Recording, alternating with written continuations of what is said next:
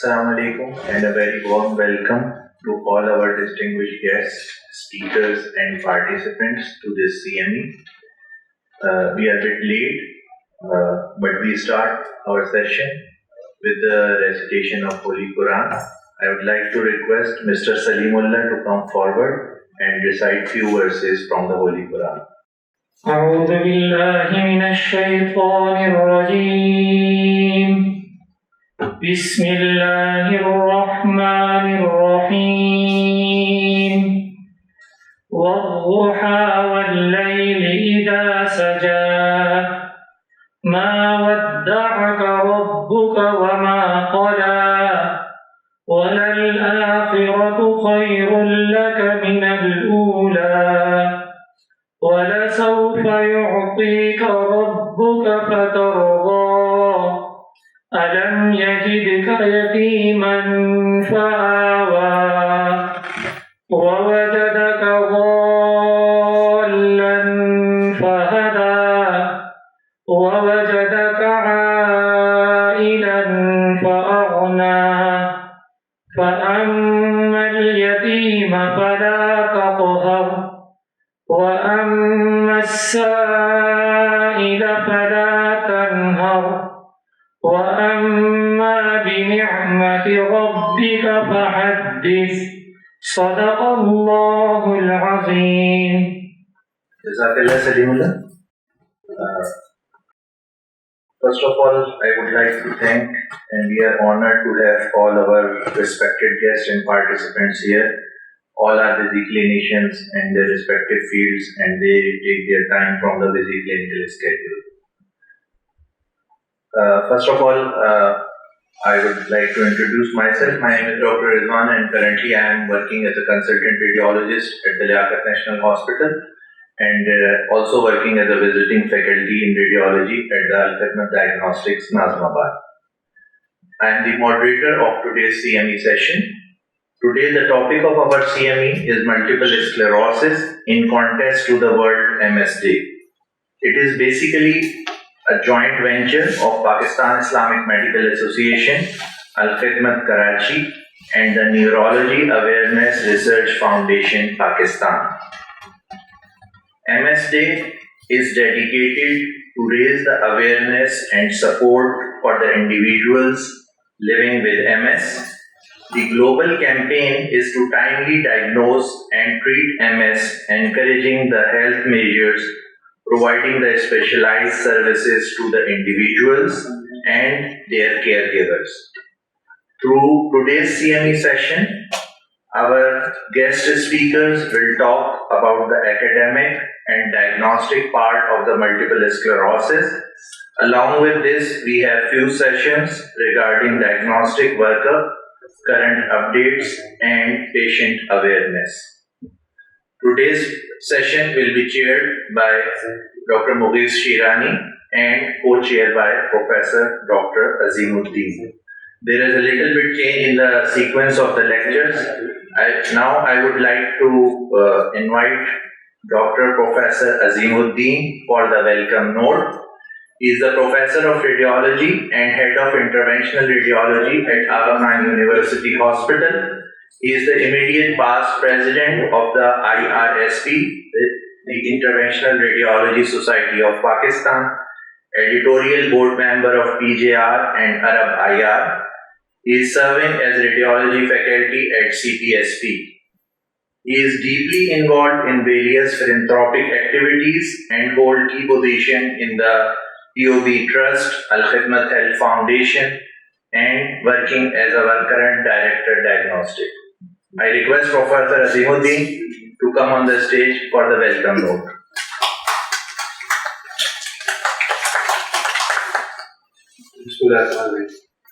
Assalamualaikum.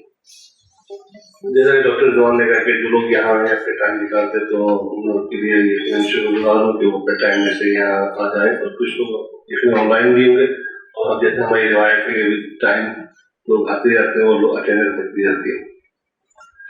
I'll take this opportunity कि मैं आपको इस सफर के बारे में बता दूँ. यहाँ मैं आप दो ऐसे से खड़ा हुआ एक PIMA के रिप्रेजेंटेटिव के तौर पर और एक अल-खिदमत डायग्नोस्टिक के डायरेक्टर के तौर पर.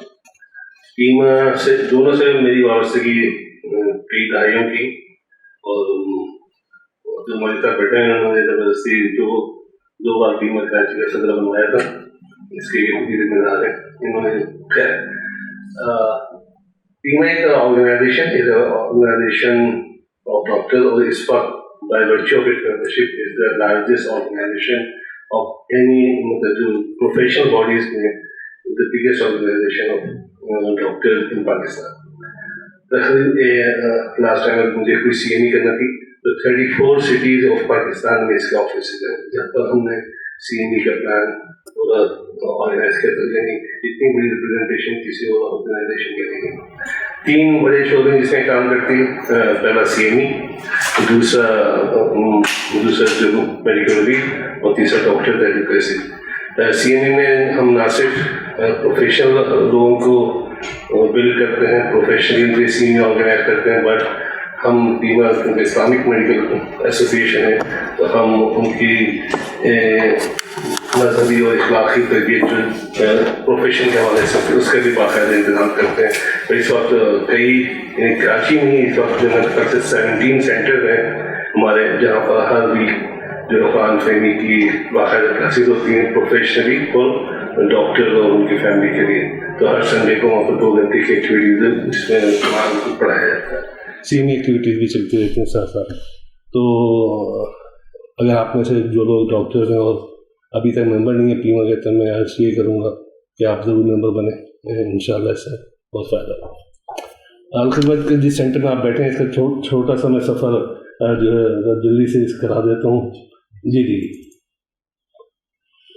इस सेंटर की जो इनॉग्रेशन यानी बुनियाद रखी गई थी 2018 में रखी थी, और 2018 के बाद 2000 फिर आपको मालूम है कोविड का भी दौर आया।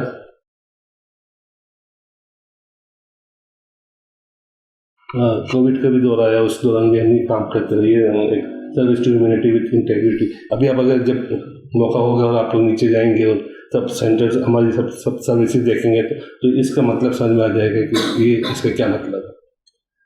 मिशन को भी छोड़ देते हैं। तो 8 शोबे हैं जिसमें अलखिदमत काम करती है, और हम इस वक्त सिर्फ हेल्थ के शोबे के मुताबिक बात करेंगे। हेल्थ के शोबे को 3 में डिवाइड किया हुआ है, एक डायग्नोस्टिक सर्विसेज में, एक हॉस्पिटल सर्विसेज में, और एक फार्मेसी में। डायग्नोस्टिक सर्विसेज को मैं देखता हूँ, हॉस्पिटल को डॉक्टर साकिब अंसारी देखते हैं, और फार्मेसी को जो है जमशेद भाई देखते हैं। हमारे जितने भी जो 8 शोबे हमने बताए थे, हर एक के डायरेक्टर और उसके अंदर टीम है, तो उसमें रूल ये है कि जो भी की पोजीशन पर होते हैं वो सब वॉलंटियर्स होते हैं, वो एम्प्लॉयड नहीं होते।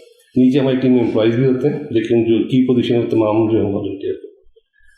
इस हॉस्पिटल में जिसमें जो इसके साथ ही एडजेसेंट हॉस्पिटल है, इसमें 70 बेड्स का हॉस्पिटल है, 60 से ज़्यादा कंसल्टेंट यहाँ पर आते हैं मुख्तलिफ टाइम पर। ये डायग्नोसिस जब शुरू किया था तो रेडियोलॉजी और अल्ट्रासाउंड में सिर्फ एक्सरे था, एक्सरे एक्रो और क्या कहते एक्सरे तो एक्रोज ही थे खाली। और लैब हमारी 2002 से काम कर रही है।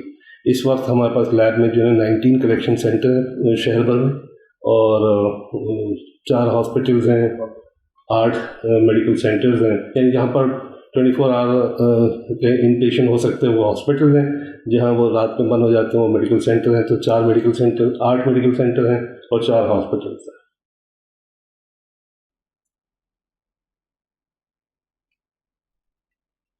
यही बात जो इसमें बात की गई। तो कलेक्शन पॉइंट्स की सिर्फ एक मिसाल के तौर पर हमने सिर्फ ये नहीं कि इन एरिया में है सेंट्रल में, बल्कि हमने क्लिफ्टन डिफेंस में भी अपने कलेक्शन पॉइंट्स हैं, वहाँ पर भी सब पूरे शहर भर में डिस्ट्रीब्यूटेड है। ऑनलाइन भी जो है आप ऑर्डर कर सकते हैं, और ऑनलाइन आप फ्री ऑफ कॉस्ट जो है मतलब आप बंदा जाएगा और सैंपल ले लेगा आपके लिए। फिर जब ये सेंटर 2018 में हमने इसके कंस्ट्रक्शन स्टार्ट की, तो प्लान ये था कि पैथोलॉजी में भी सब चीज़ों में अपग्रेड करेंगे। और ये जगह जो ज़्यादा फ्लोर हमने एकेडमिक फ्लोर रखा था, जिसमें हम स्कूल ऑफ टेक्नोलॉजी से स्टार्ट करेंगे, फिर पोस्ट ग्रेजुएट मेडिकल सेंटर इंशाल्लाह उससे भी आगे रहेंगे। लैब सेकंड फ्लोर पर है, भी आपको देखिएगा जाकर, तो हर चीज़ टॉप ऑफ द लाइन है, और बिल्कुल इसमें कोई मतलब सब स्टैंडर्ड काम नहीं होता। तमाम चीज़ें रेडियोलॉजी की जब बात आई तो ये रेडियोलॉजी बहुत बहुत बड़ा प्रोजेक्ट है, और इसके लिए जब हमने एक कमेटी बनाई कि इसमें कौन सी हमें मशीनें लेनी है, क्या लेनी है, तो एक कमेटी बनी। डॉक्टर नदीम जो आगा खान के CEO थे, मैं डॉक्टर मुझे सत्तार डाउ यूनिवर्सिटी से, डॉक्टर काशिफ इंडस नेटवर्क से, साथ जो है जलाउद्दीन से, और ये बायोमेडिकल इंजीनियर, हमने 60 मीटिंग्स की हैं 5 महीने का। पूरा 1 साल लगा था ये जो चीज़ें सॉर्ट आउट करने में कि कौन सी लेंगे। फिर फाइनली हमने ये लिए थे। हमने 1.5 टेस्ला MR लगाया है, सीमेंस का टॉप ऑफ द लाइन है, इस वक्त लगेगा 63 शहर में। इसके अलावा एक और जगह होगा NICVT में और हमारे यहाँ होगा। तो ये MR जो है इंशाल्लाह उम्मीद है कि 15 जून से फंक्शनल हो जाएगा। उसकी क्योंकि बहुत नखरे होते हैं MR के लगाने में, तो उसमें उसकी सब चीज़ें चल रही हैं। CT 128 साइज सीमेंस ग्लोटॉप ये फंक्शनल है, फुली फंक्शनल है। इसमें हर किस्म की स्कैनिंग होती है, कार्डियक इमेजिंग भी होती है यहाँ पर। तो और चार्जेस तो ऐसे हैं कि आप सोच नहीं सकते, मतलब दाव से भी तकरीबन 15 से 20% कम है, और quality top of the line, setup बहुत अच्छा। चार्जेस जो है 20% कम कर दीजिए, यानी CT प्लेन के जो चार्जेस हैं वो 2400 रुपये, ठीक है। CT एब्डोमेन पेल्विस कैप जो करते हैं, चेस्ट एब्डोमेन पेल्विस 18,000 रुपये, CT कॉर्नरी CT 12,000। तो ये सब चीज़ें अवेलेबल है। मेमोग्राफी वो भी बहुत कम रेट्स पर होती है, और मशीनरी हमें सीमेंस की है। अल्ट्रासाउंड भी, अल्ट्रासाउंड पहले से भी थे लेकिन बाद में और ऐड हुए हैं सीमेंस के। तो एक कॉम्प्रिहेंसिव सेटअप है, और इसमें अलखिदमत ने अपने बहुत सारे डोनर्स के साथ ताउन से ये $3.24 मिलियन का इक्विपमेंट है। जो सिर्फ रेडियोलॉजी का जो इक्विपमेंट है वो $3.24 मिलियन का है। उसके अलावा और रेडियोलॉजी का, पैथोलॉजी इक्विपमेंट, तो ये टोटल ये प्रोजेक्ट इस बिल्डिंग में हमें ये $15.5 मिलियन का ये प्रोजेक्ट है। तो ये सब अल्लाह ताला ने बहुत से लोगों के ताउन से किया।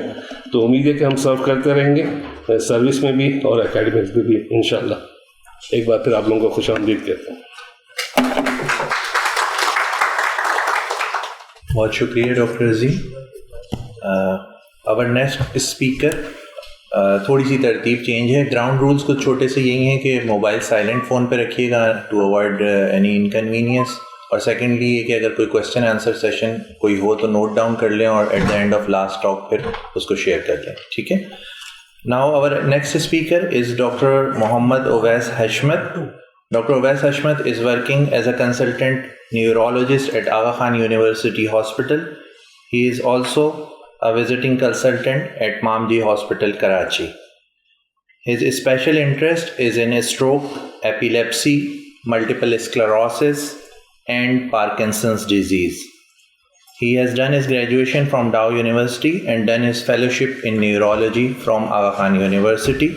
He is a member of International Headache Society, International Parkinson's Disorder Society, and Pakistan Society of Neurology. Dr. Ovais Hashmat will today highlight the McDonald's criteria in MS diagnosis. Dr. Ovais Hashmat. Thank you. अच्छा, diagnostic criteria जो basically है McDonald's criteria होता है multiple sclerosis का। अच्छा, multiple sclerosis के बहुत सारे क्राइटेरिया हैं, लेकिन सबसे सिंप्लीफाइड क्राइटेरिया मैकडोनल्ड्स क्राइटेरिया कहलाता है। ये बहुत अरसे पहले आया था, अर्ली 2000 में इसकी वर्किंग स्टार्ट हुई थी, मल्टीपल एडिशंस आए हैं। एज यू कैन सी सबसे पहले 2005, 2010, 2017 में इसमें एडिशंस आए। जो लेटेस्ट हमारे पास कंसेंसस इसका क्राइटेरिया है वो 2017 का है, वो के आगे मैं हाईलाइट करूँगा। इसमें कुछ चेंजेस आने वाले हैं, प्रॉबेबली इस ईयर आ जाएंगे, लेकिन अभी तक पब्लिश नहीं हुआ है। तो McDonald's criteria basically is use primarily to patient experiencing a typical clinical isolated syndrome, या फिर वो पेशेंट को देखना कि जिसमें हम लोग डायग्नोसिस बनाना चाह रहे हैं मल्टीपल स्क्लेरोसिस का। पेशेंट बहुत सारी प्रेजेंटेशन के साथ आते हैं, लेकिन सबसे पहला क्लू जो है डिजीज़ की मैनेजमेंट का वो सही डायग्नोसिस है, उसके सही प्रोग्नोसिस के हवाले से गाइड करने के लिए ये क्राइटेरिया यूज़ होता है।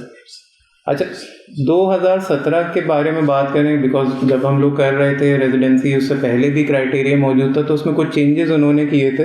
जैसे कि क्लिनिकली आइसोलेटेड सिंड्रोम है या क्लिनिकल एमआरआई डिमॉन्स्ट्रेशन है, तो उसको एडिशन में डाला गया। इसके अलावा लैब क्राइटेरिया जो था उसको फर्दर स्पेसिफाई किया गया, जो मैं आगे एक्सप्लेन करूँगा। ऑलिगोक्लोनल बैंड्स हैं तो उस बारे में ये बेसिकली क्राइटेरिया है। इसमें अगर हम देखें तो एक साइड पे क्लिनिकल प्रेजेंटेशन और एक साइड पे इसका एडिशनल डेटा है। अगर लेफ्ट साइड पे अगर हम देखें तो क्लिनिकल प्रेजेंटेशन है, जिसमें अगर वो फुलफिल हो रहा है और एडिशनल उसकी ज़रूरत नहीं है तो क्लिनिकली आप मल्टीपल स्क्लेरोसिस को डायग्नोस कर सकते हैं। फर्स्ट उसमें अगर हम देखें तो greater than two or more than two clinical attacks with the objective clinical evidence of 2 or more lesions. अगर 2 अटैक्स हो रहे हैं पेशेंट को और उसके साथ 2 लीजन्स आपको मिल रहे हैं, लीजन्स इस तरह से कि अगर वो डिस्टिंक्ट लीजन्स हैं, जैसे मल्टीपल स्क्लेरोसिस के बारे में आपको पता है कि वो कॉर्टिकल लीजन्स भी हो सकते हैं, स्पाइनल कॉर्ड भी हो सकते हैं, सेरिबेलम पे आ सकते हैं। तो अगर उसमें लीजन्स आपको क्लिनिकली मिल रहे हैं कि 2 अलग जगह पे हैं और 2 मुख्तलिफ अटैक है, उससे ज़्यादा अटैक्स हैं, तो ये फुलफिल कर रहे हैं क्राइटेरिया का मल्टीपल स्क्लेरोसिस का। इससे आगे मज़ीद किसी चीज़ की ज़रूरत नहीं है, लेकिन ऐसा यूजुअली कम होता है। हमारे पास पेशेंट एमआरआई के साथ आता है या फिर और इन्वेस्टिगेशन लाता है। इसके साथ जैसे एडिशनल डेटा में लिखा हुआ है कि हमें इसके बाद मज़ीद किसी उसकी ज़रूरत नहीं है अगर ये चीज़ फुलफिल हो रही है।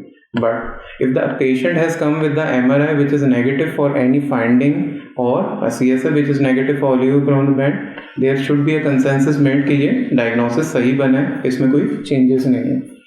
सेकेंड इसमें आ जाता है greater than or equal to clinical attacks and objective clinical evidence of 1 lesion. Attacks 2 हुए हैं लेकिन लीजन एक ही लग रहा है, वो प्लस एडिशनल अगर हम बात करें डिसेमिनेशन इन स्पेस मिल रहा है कि जैसे एडिशनल अटैक जो भी हुआ है वो उसकी ड्यूरेशन हम बता सकते हैं कि वो एक डिफरेंट जगह पे हुआ है। पहले पेशेंट को सेरिबेलम पे हुआ था, दूसरा वाला कॉर्टिकल लीजन के साथ है, तो ये डिफरेंट साइट पे आ रहे हैं और वो चीज़ कंफर्म हो रही है एमआरआई से, तो ये फुलफिल कर रहा है मैकडॉनल्ड्स क्राइटेरिया फॉर एमएस। उस पर डायग्नोसिस बन जाएगा और फिर उसके बाद फर्दर ट्रीटमेंट स्टार्ट कर देंगे। थर्ड नंबर पे आते हैं 1 clinical attack and objective clinical evidence of 2 or more then 2 lesions. एक अटैक हुआ है क्लिनिकली, फिजिशियन के पास एक ही की हिस्ट्री एक ही के साथ आ रहा है, लेकिन उसके जो लीजन है वो डिफरेंट तरह के हैं। पेशेंट एटेक्सिया के साथ भी आ रहा है, ऑप्टिक नेराइटिस भी है, तो ये 2 डिफरेंट लीजन है, तो इसकी वजह से एक्सप्लेन होता है कि ये उसमें डिफरेंट उसमें आ रहा है। अब इसमें आ जाता है कॉन्सेप्ट डिसेमिनेशन इन टाइम, मतलब एक अटैक मल्टीपल अटैक्स होंगे तो उसमें पेशेंट फिर उसको रेट्रोस्पेक्ट में कहेगा कि इससे पहले भी एक अटैक हुआ था, जैसे ऑप्टिक नेराइटिस का या कोई और अटैक है, तो वो हुआ था और फिर कोई रिजॉल्व हो गया या फिर उसका कोई रेजिडुअल इफेक्ट हुआ, या फिर एमआरआई की फाइंडिंग है, या फिर इसके साथ अगर हम देखते हैं कि सीएसएफ में ओलिगोक्लोनल बैंड्स हमें पॉजिटिव मिल रहे हैं, तो ये डायग्नोसिस बना रहा है एमएस के साथ। लास्ट उसमें अगर हम देखें तो एक आ रहा है कि एक clinical attack with objective clinical evidence of 1 lesion, but it also shows the dissemination in space, so that उसमें डिफरेंट साइट आ रही हैं, आपको मल्टीपल साइट्स मिल रही हैं, या एमआरआई से भी उसको वाजे हो रहा है, या फिर डिसेमिनेशन टाइम भी मिल रहा है। मिसाल के तौर पे पेशेंट कह रहा है कि भाई 2 साल 3 साल पहले भी एक अटैक हुआ था, या आप उसको देख रहे हैं कि वो रिजॉल्व हो गया, तो वो फिर उसमें कह सकते हैं कि ये डिफरेंट उसमें आ गया। या फिर इसके साथ आप कहते हैं कि एमआरआई फाइंडिंग डिसेमिनेशन टाइम या स्पेस या फिर सीएसएफ आ रहा है, तो ये फुलफिल कर रहा है क्राइटेरिया को। यही वाली जो क्राइटेरिया है इसकी थोड़ा सा सिंप्लीफाइड एक नेक्स्ट स्लाइड है, इसमें हम देख सकते हैं। अच्छा, इसके अंदर एक चीज़ की जो एडिशन है, अगर आप बिल्कुल ये लास्ट में देखें जीरो अटैक ये है कि इसमें कोई इंडिजिन आपको लगता है इंसिडियस न्यूरोलॉजिकल प्रोग्रेशन हो रही है कि जिसमें से 2 या में से 3 लोग चीज़ें फुलफिल हो रही हैं, या तो पॉजिटिव एमआरआई आ रहा है, वो चेंजेस आगे फर्दर प्रेजेंटेशन में बता सकते हैं, या फिर स्पाइनल कॉर्ड में कोई लीजन आ रहा है, या फिर ये है कि सीएसएफ के अंदर आ रहा है, तो ये भी फुलफिल कर सकता है। अच्छा, अब अगर इन सारे क्राइटेरिया में से कुछ फुलफिल होते हैं और सारी चीज़ें फुलफिल नहीं होती हैं, तो पॉसिबली हम कह सकते हैं कि इसको एमएस के अंदर लिख सकते हैं। या अगर हम लोगों का ये किसमें फुलफिल नहीं हो रहा है और इसका कोई और बेहतर क्लिनिकल एक्सप्लेनेशन है, तो फिर ये नॉट एमएस या फर्दर कोई और डिफरेंशियल में हम चले जाएंगे। अब इसमें बेसिकली 2 कैटेगरीज हैं, जैसे हमने बताया डिसेमिनेशन स्पेस एंड टाइम की। डिसेमिनेशन स्पेस के हिसाब से उन्होंने जैसे T2 लीजन्स के हिसाब से बताया है कि जिसमें एटलीस्ट 2 to 4 एरियाज आने चाहिए, 2 out of 4 एरियाज सीएनएस के। इसमें पेरीवेंट्रिकुलर लीजन्स हैं, कॉर्टिकल या जस्ट्रोकॉर्टिकल लीजन्स हैं, इंफ्राटेंटोरियल या स्पाइनल कॉर्ड के। तो ये बेसिकली MRI की फाइंडिंग, इस पे हम लोगों ने फर्दर एक्सप्लेन किया कि इसे आगे किस तरह से देखते हैं। अब डिसएमिनेशन इन टाइम के हिसाब से देखते हैं तो अगर एक सिंगल MRI है जिसमें हमें 2 लीजन मिल रहे हैं, एक एक्टिव लीजन है और एक पुराना लीजन है, या जिसका हमें पता चल रहा है कि एक्टिव लीजन नहीं है, ये ओल्ड इन्फ्लेमेटरी है, तो वो भी एक्सप्लेन इससे कर सकते हैं कि साइमर, या फिर इसके साथ कर सकते हैं कि भाई एक बेसलाइन MRI हमने कराया था लेट सपोज 5 years बैक, और अब जो MRI कराया था उसमें चेंजेस आ रहे हैं, तो उससे फिर फर्दर एक्सप्लेन हम कर सकते हैं। ये बेसिकली एक रिवीजन स्लाइड है, उसमें चेंजेस उन्होंने करे हैं, हम इस पर भी एक्सप्लेन नहीं करेंगे, तो फर्दर चेंजेस बता रहे हैं कि थ्रू आउट द ईयर्स इसमें क्या क्या हम लोगों का है। लैब क्राइटेरिया बेसिकली बढ़ता चला गया विद पैसेज ऑफ टाइम। अब अपडेट्स के हिसाब से बात करें तो अगर कोई रेजिडेंट्स हैं या फिर जो लर्नर हैं इसके अंदर, तो वो बेसिकली अपडेट्स इसमें चल रही हैं। एक बेसिकली जो इनका भी ये वर्किंग चल रही है वो उसमें ये लैब क्राइटेरिया को और फर्दर एक्सप्लेन करना चाह रहे हैं। सच कुछ चेंजेस हैं, डिटेल में हम नहीं जाएंगे, लेकिन इसमें हम देख सकते हैं कि जैसे इसमें ऑप्टिक नर्व इन्वॉल्वमेंट का आ जाता है, या फिर अगर हम बात करें तो एडिशनल आ जाता है सेंट्रल वेनिंग साइंस का। इसके अलावा सर्टन मार्कर्स हैं जो जैसे न्यूरोफिलामेंट लाइट चेन बायोमार्कर है, अगर वो पॉजिटिव आते हैं तो ये भी फर्दर इसमें जा सकता है, लेकिन अभी तक इसमें कंसेंसस नहीं है, ये अभी तक एक वर्किंग में है। ये सिर्फ एक लर्निंग के लिए मैंने ऐड किया था बिकॉज ऑफ जैसे क्लिनिशियंस हैं या इवन जैसे रेडियोलॉजिस्ट हैं हमारे पास, तो उसमें कोई फर्दर वर्किंग चल रही है, मोस्ट लाइकली ये शेयर पब्लिश हो जाएंगे। सो नाउ अभी फिलहाल जो जैसे हमने 2017 का क्राइटेरिया के बारे में बात की, वही इस वक्त गोल्ड स्टैंडर्ड है, वही डायग्नोसिस के लिए चल रहा है और उसी पे हमारी इस पे वर्किंग है। Thank you. Thank you, Dr. Uwais, for a wonderful talk. Now, from the radiology side, I request Dr. Anwar to come and give his talk. Dr. Anwar is a Dow graduate and done his MD and FCPS from Pakistan. He has various diplomas and fellowships from Austria, with fellowships in MRI from UK and PET-CT from Turkey and USA. Currently, Dr. Anwar is working as a director of Neuroradiology Fellowship Program at Aga Khan University Hospital. Dr. Anwar will give imaging updates in MS.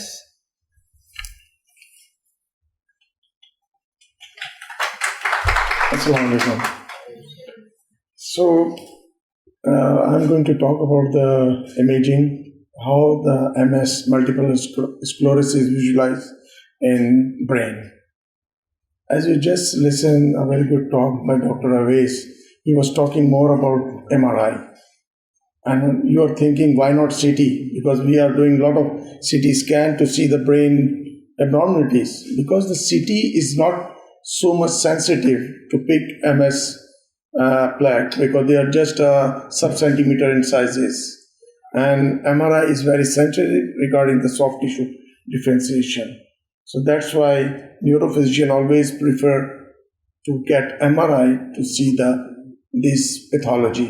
So I'm going to talk about and how we can pick a normal type of brain, and then we see the abnormal MS plaque, and what are the other disease which are similar pattern of presentation in brain MRI, and what are those. So I'm going to talk a little about that one, right?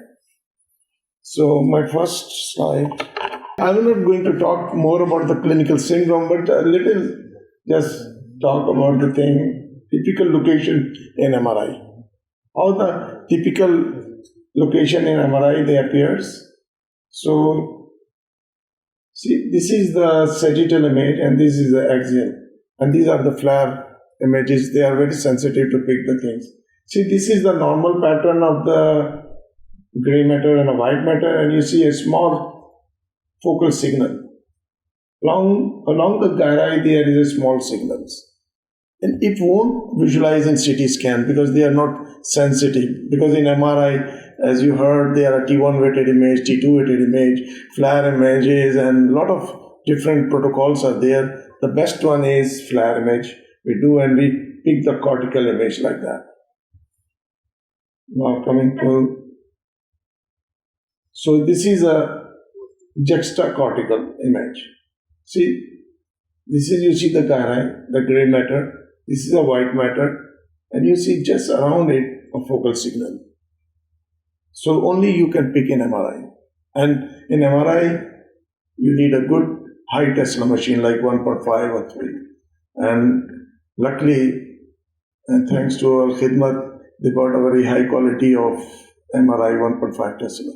So in picking MR plex in those machines is very easy. So again, subcortical, see, tiny focal signal. These are no, you won't see in T1 weighted image. Even you won't see in T2 weighted image. You need a special protocol, and this only you get in high Tesla machine. This is a flare images, and you see there's some high signal. These are the typical pattern of MS. See, there is just juxtacortical and cortical abnormal signals. So this is a periventricular focal signal, just a tiny one, sub-centimeter abnormal signal occurring in the white matter. Again, you see here some abnormal signals.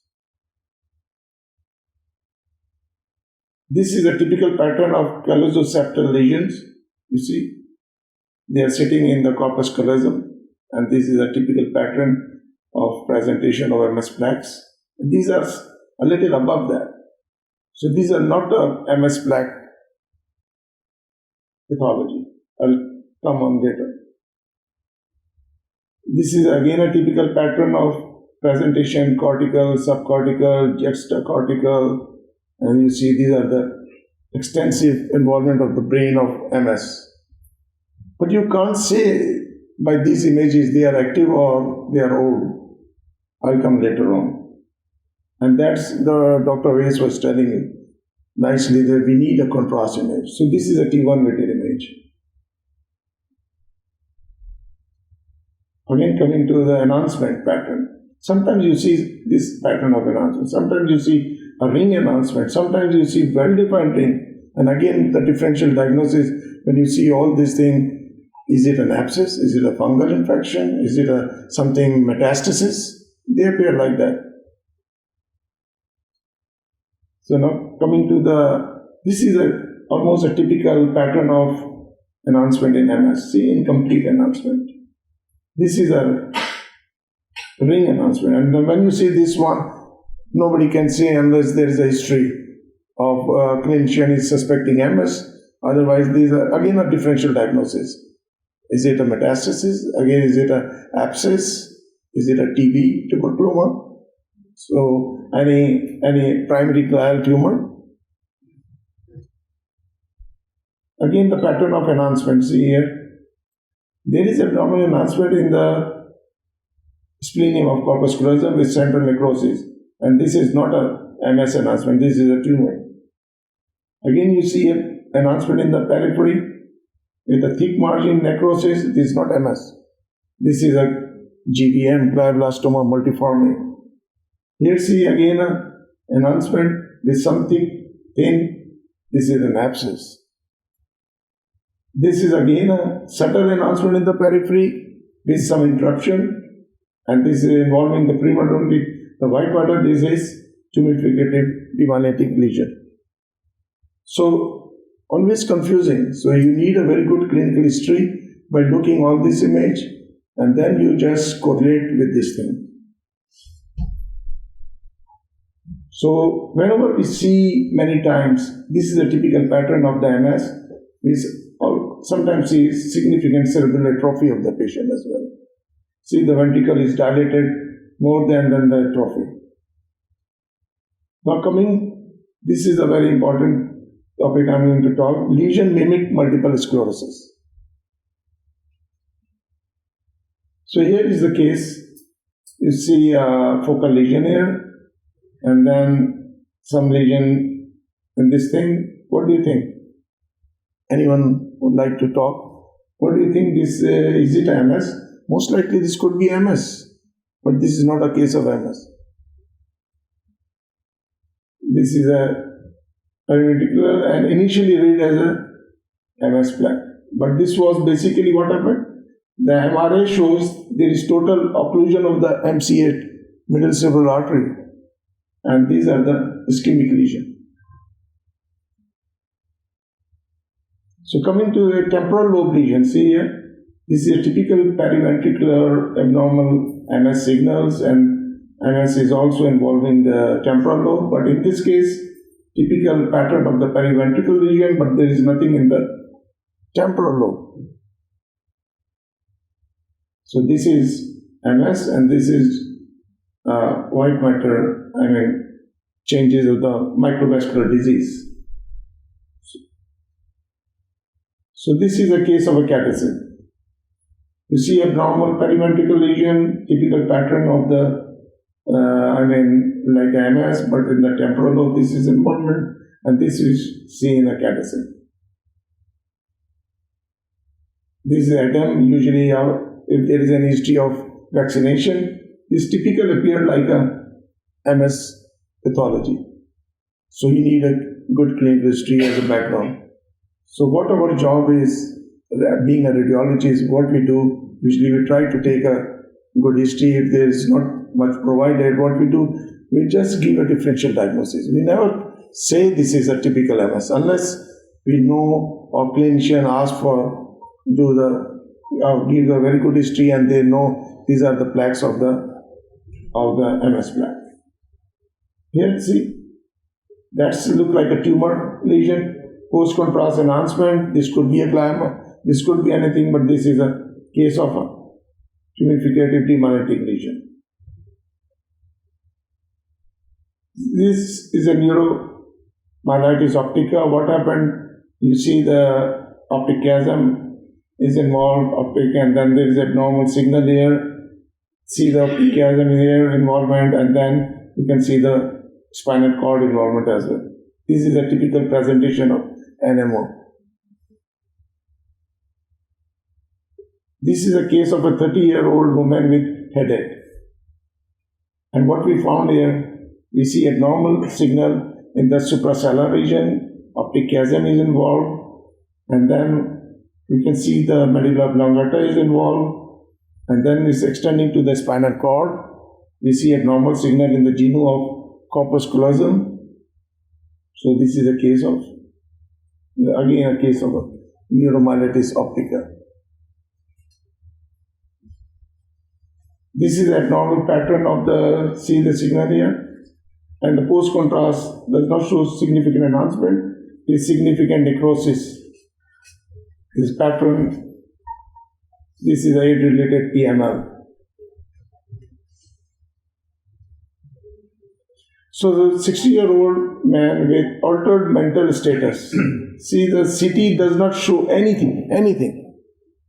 There's nothing you see, but in MR images, diffusion weighted, lot of signal, abnormal signal occurring, subcortical region involving subcortical air, and then this shows a restriction as well, some signal in the basal ganglia.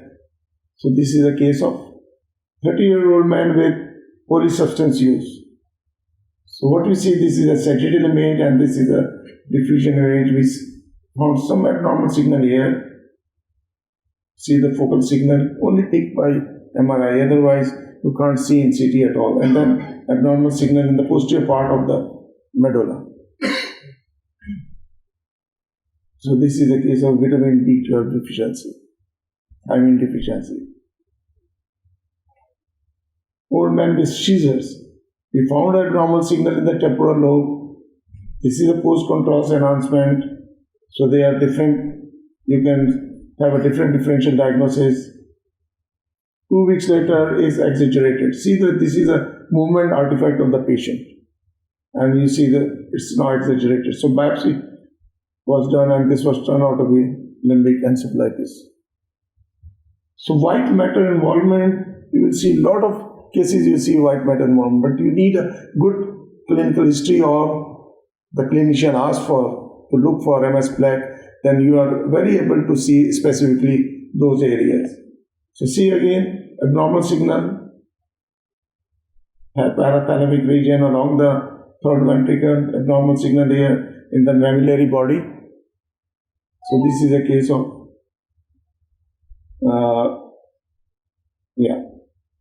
So this is a case of Wernicke's encephalopathy. 99-year-old woman with metabolic abnormalities. See abnormal signal in the midbrain, abnormal signal in diffusion restriction. So there are a lot of differential diagnosis. It could be ischemia, it could be an anti-myelination, anything. What if there is a history of some hyponatremia, then it will be a pontine myelinolysis. 25-year-old man with polysubstance abuse. So see abnormal signal, bilateral. So this is again a diffuse type of things, abnormal signal. So that was a case that's a drug abuse changes, toxicity. So what we do, clinician asks for anything, then we look for MRI checklist. We checklist about all these things, one by one, and then we pick all the pathologies. Otherwise, very difficult to differentiate between a MS plaque with a different disease as I showed you. Thank you very much. Thank you so much, Dr. Anwar, for your presentation. We have Dr. Maurice Chirani with us. Sir थोड़ा सा late हो गए. Session chair doctor मोगीस ही हैं. A very renowned and senior neurologist, graduated from Dow Medical College and done his neurology training from the USA, and also he serves as a fellow instructor in USA and clinical professor in Texas. From 2002 to 2016, Dr. Maurice worked as a director of neurohabilitation program at Aga Khan University Hospital, and he also started the epilepsy surgery program at AKUH. Currently, he is the head of the Department of Neurology at Sindh Institute of Urology and Transplantation, and also a visiting consultant neurologist in the South City Hospital. He is having over 27 years of vast clinical experience as a neurologist. I would like to request Dr. Maurice to talk on the workup and treatment of MS available in Pakistan. Dr. Maurice.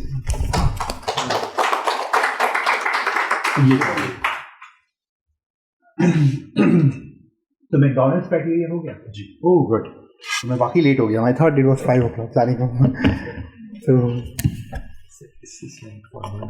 अच्छा वैसे ज़्यादा मैंने स्लाइडें रखी नहीं. I wanted to be interactive and मैंने बहुत कम स्लाइडें रखी हैं क्योंकि जो मुझे दिया गया था तो मुझे पता था डायग्नोस्टिक क्राइटेरिया हो गए राइट, एंड देन वो भी हो गया. MRI बड़ी अच्छी तरह से हो गया है. Amazing, thank you so much.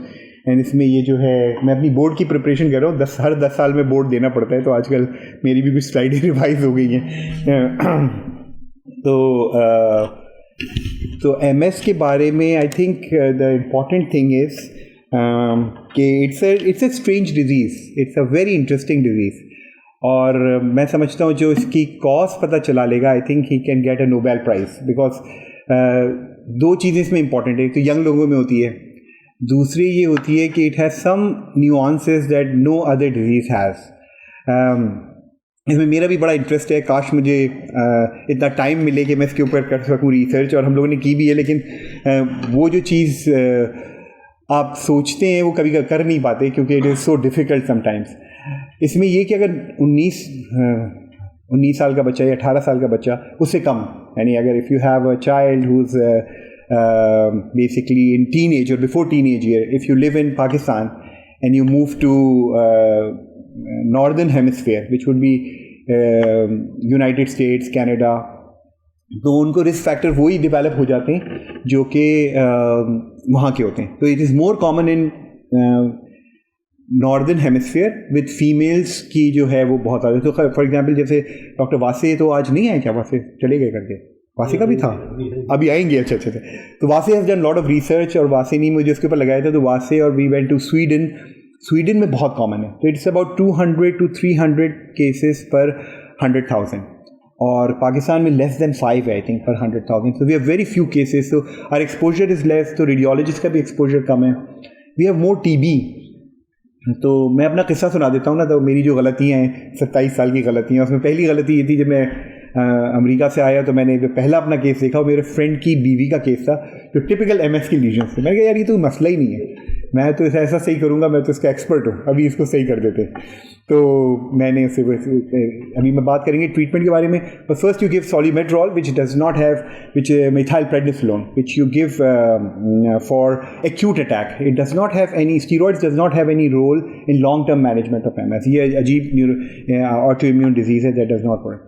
तो मैंने उसे दिया, उसको she had hemiparesis, aphasia and it went on for couple of days में उसको हो गया था। मैंने कहा लीजन्स देखे बड़े टिपिकल MS के लीजन्स थे, और उस ज़माने में जाहिर बात है MRI भी ज़रा हल्का ही था क्योंकि इट वाज 2002। तो I give her and low behold जैसे कहते हैं ना, शी गॉट बेटर। उसने कहा यार तुमने वाकई तुम you are a good neurologist. तो वो तो बिल्कुल ठीक हो गई है। तो मैंने कहा अच्छा भाई ये तो बड़ी अच्छी बात है और हम ये करेंगे। और ज़माने में इंटरफेरॉन सिर्फ होते थे, will talk about that, give you that medication. एक महीने बाद उसका फ़ोन आया, कहने लगा यार अजीबोगरीब बात हुई, उनको TB निकल आई है लंग की, और हमने वो इलाज शुरू कर दिया है। मैंने कहा अच्छा ये तो बड़ी अच्छी बात है। मैंने कहा पता नहीं क्या बीमारी होती है, लेकिन चलो तुम करो TB का इलाज करो पहले, फिर मैं तुम्हें दोबारा दिखूंगा। तो वो TB का इलाज करा के वापस आए, MRI किया, MRI वॉज नॉर्मल, सारी MS गायब हो गई।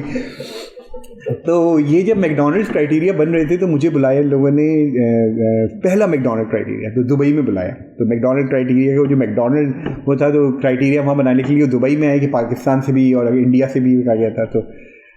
तो वो कहता है कि फर्स्ट मैकडॉनल्ड क्राइटेरिया में अगर आप देखें ना तो lumbar puncture was not included.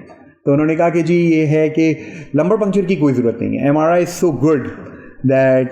चलिए डॉक्टर वासे आ गए, आपको अभी मैं आपकी बातें बता रहा था कुछ। तो मैकडॉनल्ड क्राइटेरिया में क्या लंबर पंक्चर की कोई ज़रूरत नहीं है क्योंकि MRI is so good that you can just diagnose it. तो फिर मैंने हाथ उठाया, मेरा तो ये तजुर्बा हो चुका था। मैंने कहा नहीं भाई कुछ मुल्क ऐसे हैं जिसमें MS नहीं होती है, वहाँ TB होती है, तो उसको देख लेना चाहिए। तो फिर डिसाइड हाँ अगर आप ऐसे मुल्क में रहते हैं जहाँ पे आप समझते हैं TB था, तो इंडिया है, पाकिस्तान है, और जो भी ऐसे रीजन्स हैं जहाँ पे, तो we have some of MS region जैसे आप कह रहे थे, some of them are very typical, some are them are not typical and they can look like MS। हमारे एक और बहुत बड़े न्यूरोलॉजिस्ट थे, वो मुझे केस पकड़ाते हुए गए, बिल्कुल वो अमेरिका मूव हो रहे थे, शिराज हैदर, कहने लगे सिंपल सा केस है MS का, तुम देख लेना। तो ये तजुर्बा मुझे हो चुका था। मैंने कहा नहीं कोई सिंपल नहीं होता। That turned out to be TB too, but it was हाँ it turned out to be TB too. So we have to be careful that we talk about these kind of a less common disease in Pakistan, but we have to be careful that there are other things that can. तो मैंने तो सिर्फ 2-3 स्लाइडें बनाई थी। हाँ तो ये हम लोगों ने कहा, तो MS कैसे डायग्नोज होती है? तो हर डिजीज़ एक ही तरह डायग्नोज होती है, बस हिस्ट्री। एंड सेकेंड, जब आप हिस्ट्री पे आप डायग्नोज करते हैं, और आज भी मैं क्लिनिक करके आ रहा हूँ, सबसे पहले आपके पास MRI रखते हैं। तो MRI तो बाद में बताना, पहले हिस्ट्री। तो जैसे आप कह रहे थे, अगर आपने रेडियोलॉजिस्ट को भी हिस्ट्री सही नहीं बताई तो बेचारा क्या करेगा, उसके सामने तो बड़ी अच्छी सी पिक्चर है। तो history and then you confirm your history with the physical examination. And MS के अंदर कुछ फाइंडिंग्स हैं which are so typical of MS that they are not present in other diseases, जैसे इंटरन्यूक्लियर ऑप्थेल्मोप्लेजिया है, which occurs because of a lesion in MLF, medial longitudinal fasciculus. It's very typical. अगर you have bilateral internuclear ophthalmoplegia, it's 100% MS. चाहे MRI कुछ भी कहे, चाहे CSF कुछ भी कहे, वो तो MS है। फिर ये कि हिस्ट्री में क्योंकि MS है, मल्टीपल स्क्लेरोसिस है, एक स्क्लेरोसिस नहीं है, तो यू हैव टू आइडेंटिफाई कि ये एक अटैक हुआ था, फिर दूसरा अटैक हुआ था, फिर आप बेहतर हो गए थे। तो you have to have a very good history. वो आपको मैकडॉनल्ड क्राइटेरिया में भी आप देखेंगे कि वो हिस्ट्री के ऊपर बहुत बताते हैं। आप लें और आपको प्रूफ करना है कि ये lesion in time and space जिसे कहते हैं। तो टाइम आपको पता होना चाहिए, और स्पेस, टाइम का मतलब ये कि डिफरेंट टाइम पे हुआ था। कभी सबसे पहले लड़कियों में ज़्यादा तो ऑप्टिक न्यूराइटिस होता है, अगर ऑप्टिक न्यूराइटिस होता है तो उसकी वो भी अच्छी होती है, प्रोग्नोसिस भी अच्छी होती है। And then you can have lesions in different part of the brain. तो जो जिस पार्ट ऑफ द ब्रेन में होगा वही वो होता है। तो actually it will come to general physician, तो general physician have to know about this disease and the differential diagnosis, and then when they see a case like this, then you can refer them to a neurologist or specialist. अब MS के तो पूरी दुनिया में clinics होती हैं जो कि कहलाती हैं MS की क्लिनिक्स कहलाती हैं, multiple sclerosis clinics. Doctor Wasay ने भी काम किया हुआ है उनके अंदर, and there just specialized for MS। तो पूरे दिन वो कुछ नहीं देखते सिवाय MS के, क्योंकि वहाँ MS इतना ज़्यादा है। हमारे यहाँ MS की क्लिनिक खोलेंगे तो बेचारा वो भूखा मर जाएगा, क्योंकि महीने में उसे 2 या 3 मरीज़ मिला करेंगे। तो ये कि तो हर न्यूरोलॉजिस्ट को यहाँ MS आनी चाहिए, क्योंकि उसी को MS करनी है। तो ये हम लोगों ने ज़माने में बनाया था, किस तरह से होगा। फिर ये लोग तो सपोर्ट सर्विसेज और सब कुछ, बड़ा MS का तो बड़ा लंबा चक्कर होता है। तो किस तरह से डायग्नोसिस होती है, तो ये गलत है, MRI टॉप के ऊपर गलत है, लेकिन MS में MRI टॉप के ऊपर हो सकता है। लेकिन आई think the best thing is your medical history. तो जैसे मैंने बताया कि टाइम एंड स्पेस में आपको प्रूफ करना है कि उनको लीजन हुआ था, और लीजन कहाँ हुआ था, किस जगह हुआ था, कैसे हुआ था, वो सारी हो गई। और दूसरा न्यूरोलॉजिकल एग्ज़ाम। तो न्यूरोलॉजिकल एग्ज़ाम में कुछ चीज़ें जैसे है हाइपर रिफ्लेक्सिया, अगर आपको देखना है तो बेस्ट MS पेशेंट में मिलता है। अगर क्लोनस देखना है तो बेस्ट MS पेशेंट्स में मिलता है। एटैक्सियाज होते हैं इसके अंदर। तो न्यूरोलॉजिकल एग्जामिनेशन में यू पिक अप क्या होता है वो जो है findings. I always remember one patient that she came to see me और वो हल्का सा very anxious, हल्का सा MS था, उसको इंटरन्यूक्लियर ऑप्थेल्मोप्लेजिया था और थोड़ी सी एटैक्सिक थी। तो मैंने उससे कहा कि मैंने कहा कि उसको मैंने MS कह दिया इस वक्त तो ये तो पागल हो जाएगी बिल्कुल। तो मैंने उससे कहा कि तुम्हारी कुछ फाइंडिंग्स आ रही हैं, we'll see but we'll do an MRI and we'll figure it out। तो उस ज़माने में मैं एक छोटे से शहर में था, मिडलैंड और लबक के दरमियान में ड्राइव कर रहा था। तो फ़ोन आ गया कि जी ये तो ICU वो उसमें पहुँच गई, ER में पहुँच गई, comatose. So the next lesion was actually in the brainstem. So उसको फिर प्लाज्मा फ्रीसिस करना पड़ा, फिर IVIG देनी पड़ी। उस ज़माने में कुछ भी नहीं था सिवाय बीटा फिरॉन्स के। तो वो then we'll talk about the treatment। लेकिन ये कि lesion can be in a very wrong place। अगर स्पाइन के अंदर lesion है, you can have huge disability। और ये वो चीज़ है जिसको आजकल हम ऑलमोस्ट क्योर कर सकते हैं, यानी other neurological diseases it can be cured और वेरी वेल ट्रीटेड। तो इसको मिस कर लेना इसलिए ख़तरनाक है क्योंकि यंग लोगों में होती है। It can cause lot of disability especially in males. अगर आपको मेल में MS मिलता है then it has higher chances of disability. अगर ये ख़ास तौर पे स्पाइनल कॉर्ड के अंदर लीजन्स हैं then it has higher chances of disability. तो if you pick up early then you can do it. अच्छा, ब्लड टेस्ट कोई ऐसे ख़ास नहीं होते जो MS को बताएं, लेकिन ब्लड टेस्ट इस तरह हो सकते हैं कि अगर आपकी डिफरेंशियल डायग्नोसिस बड़ी है, तो जैसे कि अगर आपको लग रहा है कि न्यूरो इन्फ्लेमेटरी डिजीज़ है, सार्कोइडोसिस है जो आपको MS जैसा लग रहा है, या फिर कोई और मेटाबॉलिक डिजीज़ हैं, for example they can look like demyelination, जैसे आपने वर्निकीज बताया या ऐसी बताई। तो अगर somebody is talking about B12 deficiency and all that, then you will do, for differential diagnosis you will do blood test, but MS will not be picked up in a blood test। ये MS जैसी जो पाकिस्तान में common है वो ये है न्यूरोमाइलाइटिस ऑप्टिका, which is now defined. जब हमें तो पता नहीं था कि न्यूरोमाइलाइटिस ऑप्टिका क्या होती है, बाद में आई है।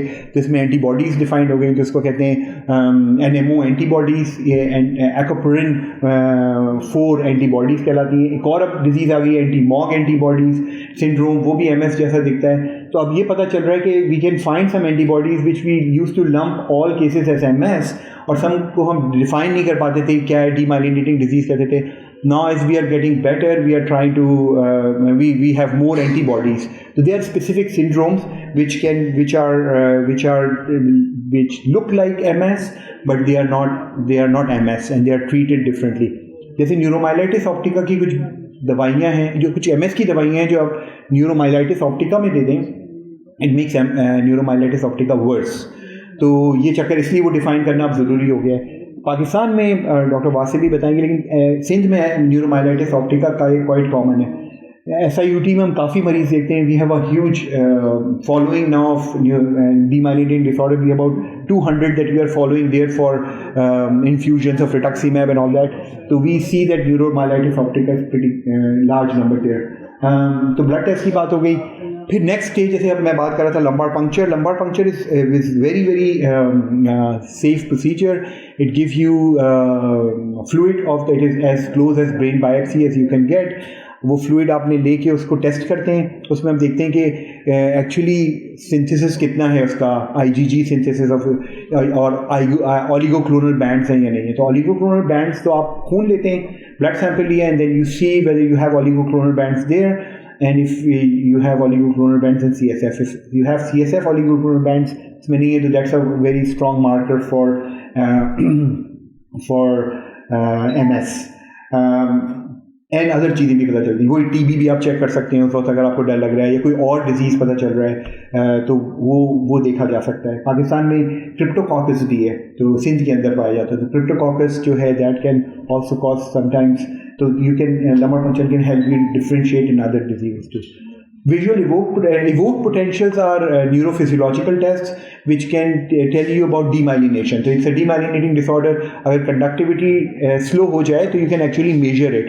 आँख की conductivity को आप differently measure कर सकते हैं, वो हम P100 latency उसे कहते हैं। तो 100 milliseconds में अगर conduction है, अगर वो delayed हो जाए यहाँ से to the retina to the occipital lobe, then you know that this conduction is delayed.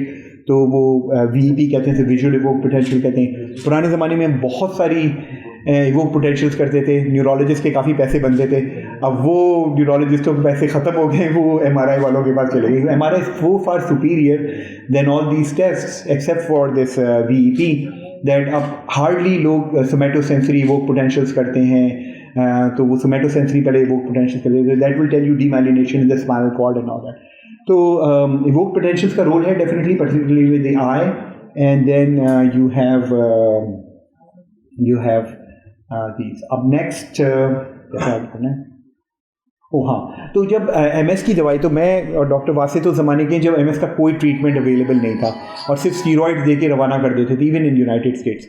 पहला जो ट्रीटमेंट आया वो इंटरफेरॉन का आया, और इंटरफेरॉन बीटा 1A और बीटा 1B, इतना ज़बरदस्त झगड़ा हुआ दोनों कंपनियों ने, दोनों एक दूसरे को सू कर दिया। That was the first treatment for MS। It came out, अभी इसके बारे में डिस्कस करेंगे, एज अ सबकुटेनियस इंजेक्शन। एक वॉज एवरी अदर डे था, एक एवरी डे था, फिर एक 3 times a week आ गया, वो हम लोग सभी डिस्कस करते हैं। लेकिन फिर जब बहुत सारे ट्रीटमेंट आ रहे थे तो समझ में नहीं आ रहा था। It's such a different disease कि अगर आप उसको पेशेंट को कुछ ना करें तो भी पेशेंट ठीक हो जाता है कुछ दिन में, कुछ ना करें क्योंकि वो रीमाइलिनेशन हो जाती है। तो फिर FDA came up with a thing that you have to any medication that will come in the market will have to prove couple of things. They have to prove that ये ARR जो है annualized relapse rate कम हो जाएगा, relapse rate कम होना चाहिए उस दवाई से, MRI बेहतर होना चाहिए, और फिर long term disability progression, adherence, brain atrophy, और वो जो है ये सारी चीज़ें अगर 5-6 चीज़ें वो दवाई प्रूव करती है, then FDA will approve that medication for MS progression, MS की ट्रीटमेंट के लिए। तो ये पूरा वो है। जब हम लोगों ने रेजिडेंसी शुरू की थी उस ज़माने में तो कुछ भी नहीं था। मेरे ख्याल से मुझे इधर आना पड़ेगा क्योंकि मुझे नज़र नहीं आया। तो ये था 1993 interferon beta 1B subcutaneous injection लगते थे, अभी भी अवेलेबल है। ये और ग्लूटामाइन एसिटेट, ये जो है कोपैक्सॉन के नाम से आते हैं। इन तीनों दवाइयों में अच्छी बात ये है कि they are very very safe, so even you can give it in for patients who are trying for pregnancy and thing, but they are, we'll talk about it, they are not as effective as medications which have come here. फिर ये माइटोजेंट्रोन is now obsolete, we don't use it because it has very severe cardiotoxic effects. Then real MS की दवाइयाँ आई थी जो बहुत ज़बरदस्त दवाई है, उसका नाम है नेक्लूजिमैब। ये सारी जो है मोनोक्लोनल एंटीबॉडीज़ हैं। अगर आप देखेंगे तो नेक्लूजिमैब, ऑक्रीलिजुमैब, और ये जो है एलएमचूजिमैब, ये एनोफ्टूबिमैब, ये सारी अभी आ गई हैं। ये this is the latest one in 2020। But all of them work through mostly through beta inhibition, वो जो है बीटा सेल के ऊपर करते हैं, B20 के सेल्स के ऊपर करते हैं। And then this is actually different, alemtuzumab ये B50 के ऊपर करती है। And then they modulate the immune system. They are not directly immunosuppressants, they are mostly immune modulator. और अब सबके अलग अलग साइड इफेक्ट हैं। इंटरफेरॉन्स वगैरह के साइड इफेक्ट बहुत कम थे, ग्लूटामाइन का ऑलमोस्ट कोई साइड इफेक्ट नहीं था। Natalizumab is a very very strong medication. It has about 70% risk, 70 to 80% risk reduction for MS। But problem इसके साथ ये है कि अगर लॉन्ग टर्म आप यूज़ करें तो इससे PML होने के चांसेस है, प्रोग्रेसिव मल्टीफोकल ल्यूकोएन्सेफेलोपैथी। ये बिल्कुल MS जैसे इसके लीजन नज़र आते हैं, और शायद आपने इनका दिखाया होगा PML के लीजन्स अगर आपने MRI पे भी देखे हो। तो एक तो ये होता है, ये एक जॉन कमिंग्स वायरस है, JC virus that causes this disease, and this is a slow virus.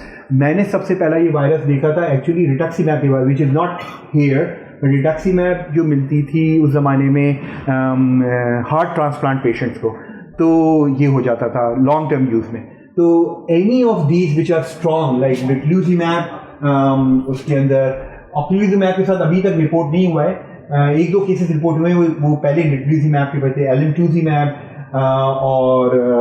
और कुछ जो ओरल भी हैं जिसमें फिंगोलिमॉड और ये सारी, इनके साथ PML के चांसेस हो सकते हैं आगे जाके, because when you suppress immune system so much you will cause it's almost a deadly disease because one there's no treatment available, so you have to be very careful with these medications. तो ऐसे ही हुआ कि जब ये medication चलती रही तो ये एलेंटूजिमैब इज़ वेरी एक्सपेंसिव, एक पाकिस्तान में डॉक्टर वासे के पेशेंट को लगी है, एक मेरे पेशेंट को लगी है, इट्स सो एक्सपेंसिव। अब तो मेरे पास ये 5-6 करोड़ रुपए की होगी पाकिस्तान के अंदर, 1 करोड़ की एक दिन की, 5 दिन लगनी होती है ना, 5 हाँ पूरे मिला के 1 करोड़ की उस वक्त नहीं, लेकिन अब तो 5 करोड़ की अब मिलती नहीं है। ये सिनोफी वाले बनाते हैं, तो अगर उनसे तो ये जो है ये 5 दिन आपको एडमिट करना पड़ता है। It's a very good medication. Australia में it is first line medication right now. मैं ऑस्ट्रेलियन डॉक्टर से मिला था, उसने कहा तो हम तो सबको एलेंटूजिमैब लगा देते हैं, लिम्ट्राडा के नाम से आती है, मार्केट है, लेकिन बहुत महंगी है। 5 दिन आपको हॉस्पिटल में रखना पड़ता है, उसमें रीनल फेलियर हो सकता है, उसके अंदर थायराइड और कैंसर के चांसेस हैं, तो वो 5 दिन आपको बड़ा ख्याल रखना और बाद में आपको चेक करते रहना है। मेरे से एक पेशेंट को मिली है, he is done very very well, he failed all these medications, तो वो दिया था। Ocrelizumab is available in Pakistan by name of Ocrevus. This is a newer version of rituximab. Rituximab half the price of Ocrelizumab. तो आम तौर पे हम लोग तो rituximab यूज़ कर लेते हैं, अगर पेशेंट अफोर्डिंग होता है तो Ocrelizumab कर देते हैं। Ocrelizumab जो है ये उन्होंने बड़ी ज़बरदस्त तरीके से इसकी ट्रायल्स किए, इसको ज़्यादा प्लानिंग की रोशनी की है, तो इसको न सिर्फ MS के लिए बट प्रोग्रेसिव MS के लिए भी उन लोगों ने अप्रूव करा लिया। तो दिस इज़ एक्चुअली इम्प्रूव। तो MS के 2 है, एक एक्यूट MS है जो शुरू में इन्फ्लेमेटरी फेज होती है, प्रोग्रेसिव होती है, तो Ocrelizumab दोनों में काम कर जाती है। ये पाकिस्तान में पड़ती है कमोवेश 8 लाख रुपए की, लेकिन ये है कि अगर आप बाहर दुबई में लगवाएं तो ये कमोवेश 60 लाख रुपए, 60 लाख रुपए की। तो दुबई का पेशेंट आके यहाँ लगा लेता है, उसको सस्ता पड़ जाता है। तो Ocrelizumab पाकिस्तान में फिर भी नहीं होनी, अब $40,000-50,000 की है। ये है डाइमिथाइल फ्यूमेरेट, ये एक दवाई है जो कि बड़ी सस्ती सी थी, लेकिन उन्होंने इसे थोड़ा सा मार्केट अच्छा करके ये ओरल मेडिकेशन है। This also work for, but again Pakistan में अगर डाइमिथाइल फ्यूमेरेट जो इसकी ब्रांड नेम से लें तो अबाउट 13 लाख रुपए साल की पड़ती है। ये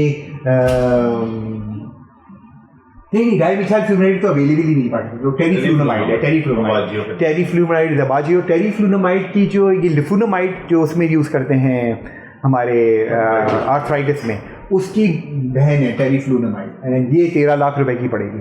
dimethyl fumarate is about 12-13 lakh, but it's not available in Pakistan. This is the only one for women with who are planning for pregnancy.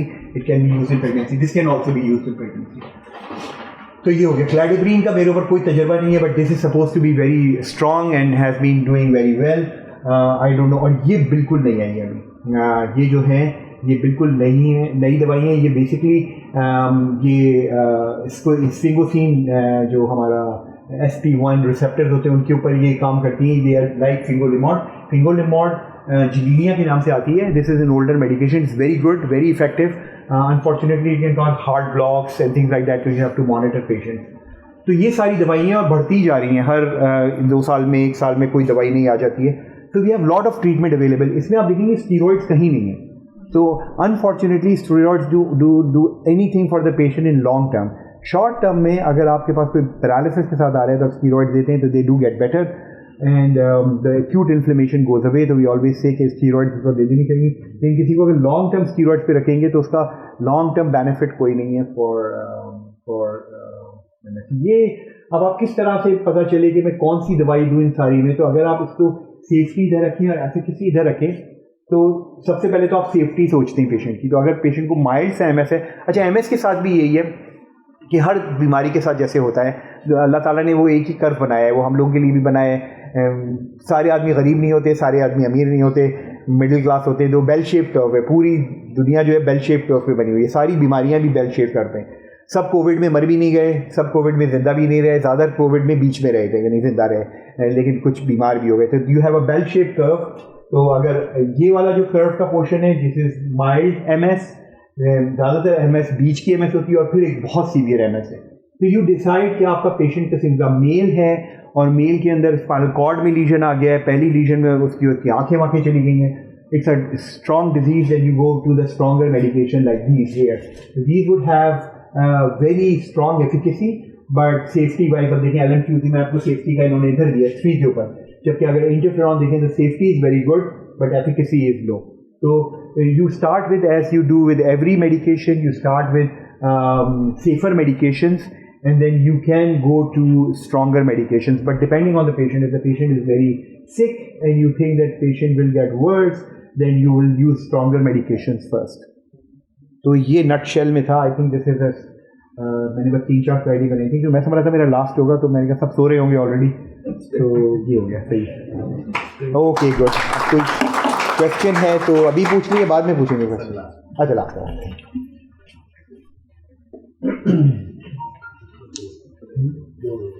Thank you so much, Dr. Mughis Shirani, for a wonderful talk. हमारे जो first speaker थे वो थोड़ा सा late हो गए थे, professor Mohammad Wasay. Doctor Wasay graduated from Dow medical college and done his FRCP from the Edinburgh. He has fellowships in neurophysiology and neuroimaging from the Texas, USA. He is professor of neurology at Aga Khan University Hospital and also a secretary of Pakistan Neurosciences Society and Pakistan Society of Neurology. He is the president of Neurology Awareness Research Foundation, Pakistan. Dr. Wase also received Teachers Recognition Award from the American Academy of Neurology and also awarded a gold medal from Pakistan Academy of Medical Sciences. Now I would like to request Dr. Professor Mohammad Wase to talk about the burden and challenges of MS in Pakistan.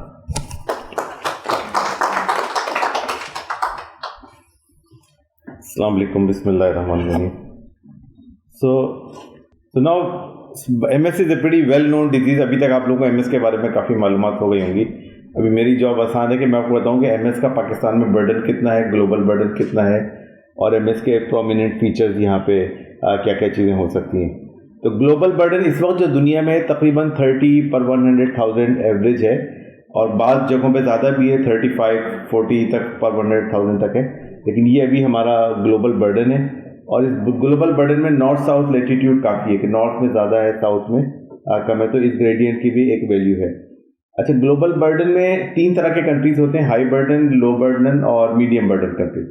तो Pakistan is among medium burden low burden countries which is 5-100,000. लेकिन अभी ये काफ़ी burden change हो रहा है तेज़ी के साथ. तो मिसाल के तौर पे Iran was like low burden 5 पर 100,000 होता था. अभी Iran is kind of transferred into medium burden countries. तो ईरान में बर्डन हो गया 15 पर 100,000.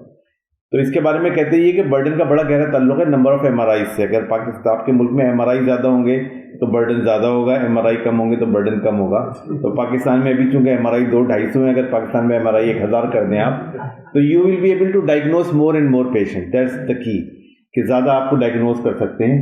तो इसलिए काफ़ी तादाद में MS का बड़ा गहरा, तो वेस्टर्न वर्ल्ड में एक बड़ी वजह यह है कि you have so many test available, so you are very easy to diagnose most of the patient. तो पाकिस्तान में अभी भी एक बहुत बड़ी तादाद MS के पेशेंट की है जो अनडायग्नोस्ड है, और अगर वो डायग्नोस्ड हो भी जाते हैं तो बाद वो मिस डायग्नोस्ड होते हैं. तो ये भी एक प्रॉब्लम है. तो रीजनल बर्डन में इंडिया का बर्डन 10 पर 100,000 हो गया है अभी, ईरान 15 और 15 से अभी 20 तक चला गया है. पाकिस्तान में भी कोई पॉपुलेशन बेस्ड स्टडी नहीं है, तो इसलिए we don't have the exact data, but we think के पाकिस्तान में अगर लो बर्डन भी हम समझे तो 5 पर 100,000 होगा पाकिस्तान में.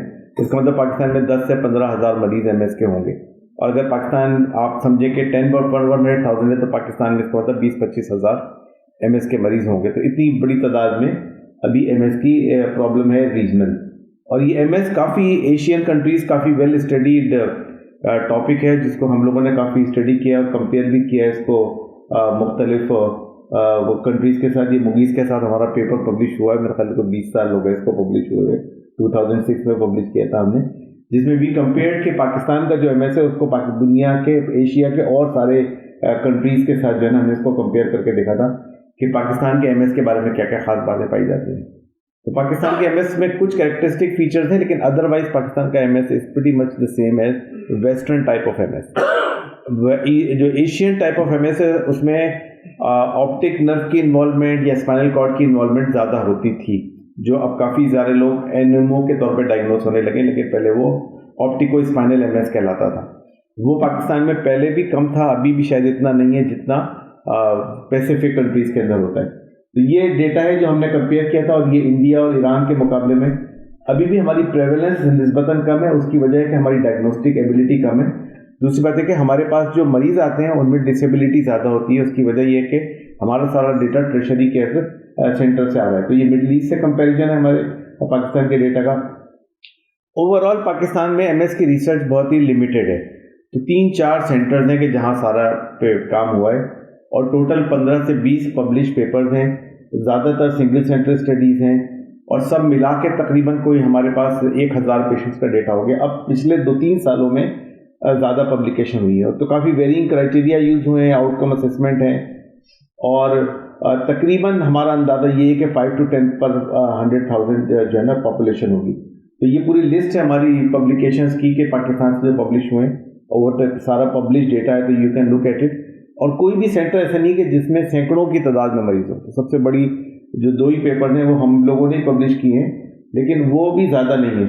तो ये हमने सबसे पहले 2006 में एमएस का पाकिस्तान का डेटा शुरू किया था, और ये हमने टोटल 142 केसेस जमा किए थे 5 सेंटर से ना, और ये हमारा एमएस जर्नल में पेपर पब्लिश हुआ था। तो ये वहाँ पाकिस्तान की पहली स्टडी थी, आप सोचें 2006 में जो पब्लिश हुई थी।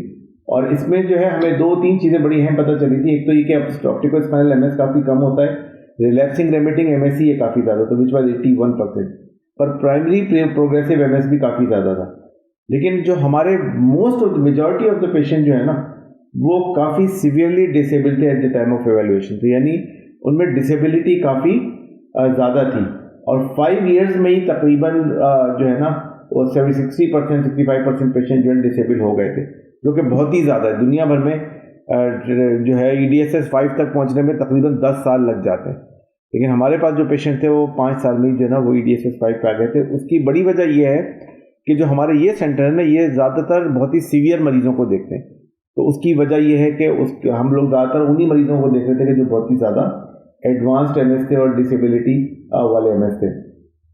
दूसरी बात यह कि फिर हमने एक और स्टडी की, और उसमें डॉक्टर अजीम भी इसमें शामिल थे। ये बहुत अच्छी स्टडी थी, इसलिए कि इसकी वैल्यू बड़ी अच्छी रही कि जो हमने डेटा पब्लिश किया वो बहुत वैल्यूबल था कि पाकिस्तान में इंसिडेंटल एमएस कितना होता है, यानी अनडायग्नोज्ड जो मरीज़ हैं उनकी तादाद कितनी होती है, क्योंकि पूरे हमारे रीजन में उस वक्त तक कोई इंसिडेंटल एमएस नहीं हुई थी।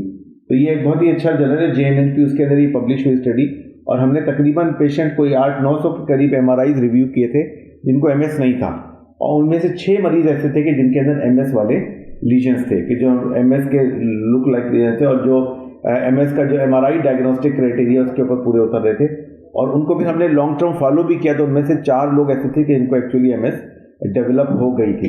तो ये 6 लोग ऐसे थे कि जिनके अंदर एमएस थी। तो ये हमें पता चला कि 0.7% लोग ऐसे थे कि जिनको MRI criteria of MS follow हो रहा था, और इनमें काफ़ी तादाद में लीजन्स थे, तकरीबन एवरेज 9 लीजन्स थे। पाकिस्तान के लिहाज से एक बहुत बड़ा एक डेटा था, जिससे ये समझने में आसानी मिली कि पाकिस्तान में इसका मतलब बहुत बड़ी तादाद में अनडायग्नोज्ड एमएस के पेशेंट्स हैं कि जिनको अगर हम MRI करें तो डायग्नोज कर सकते हैं। फिर एक और जो स्टडी हमने की, जो पाकिस्तान की पहली स्टडी थी, वो ये कि पाकिस्तान में एमएस की जेनेटिक्स क्या है और वो क्या डिफरेंट है दूसरे मुल्कों से और नो या नहीं। तो ये हमने 2009 में शुरू की थी और 2010 में ख़त्म की। और बेसिकली इसमें हम देखना चाह रहे थे कंट्रोल पॉपुलेशन के मुकाबले में कि पाकिस्तान के अंदर HLA टाइप कौन सी है एमएस के पेशेंट की, और दूसरी बात ये कि जिन मरीजों में डिसेबिलिटी ज़्यादा होती है उनकी कोई HLA टाइप स्पेसिफिक है या नहीं है। तो ये एक मल्टी सेंटर स्टडी थी जो 7 सेंटर्स में हुई, और ये कैरोलिनस्का यूनिवर्सिटी के साथ इन कोलैबोरेशन हुई थी, और ये 2010 में कंप्लीट हुई। तो इसमें हमें 2-3 चीज़ें हमें जो पता करनी थी वो ये था कि HLA हैप्लोटाइप पता चल जाए, और दूसरे HLA DRB1 का डिसेबिलिटी के साथ एसोसिएशन पता चल जाए। तो ये हमें पता चला, और ये हमें पहले से भी पता था कि हमारे मरीजों में डिसेबिलिटी काफ़ी ज़्यादा होती है। तो ये हमने उसको EDSS के साथ कंपेयर किया, और तमाम मरीजों के अंदर बेस्ड ऑन मैकडॉनल्ड्स क्राइटेरिया हमने उनको इंक्लूड किया, और उनकी डिसेबिलिटी हमने EDSS से मेजर की।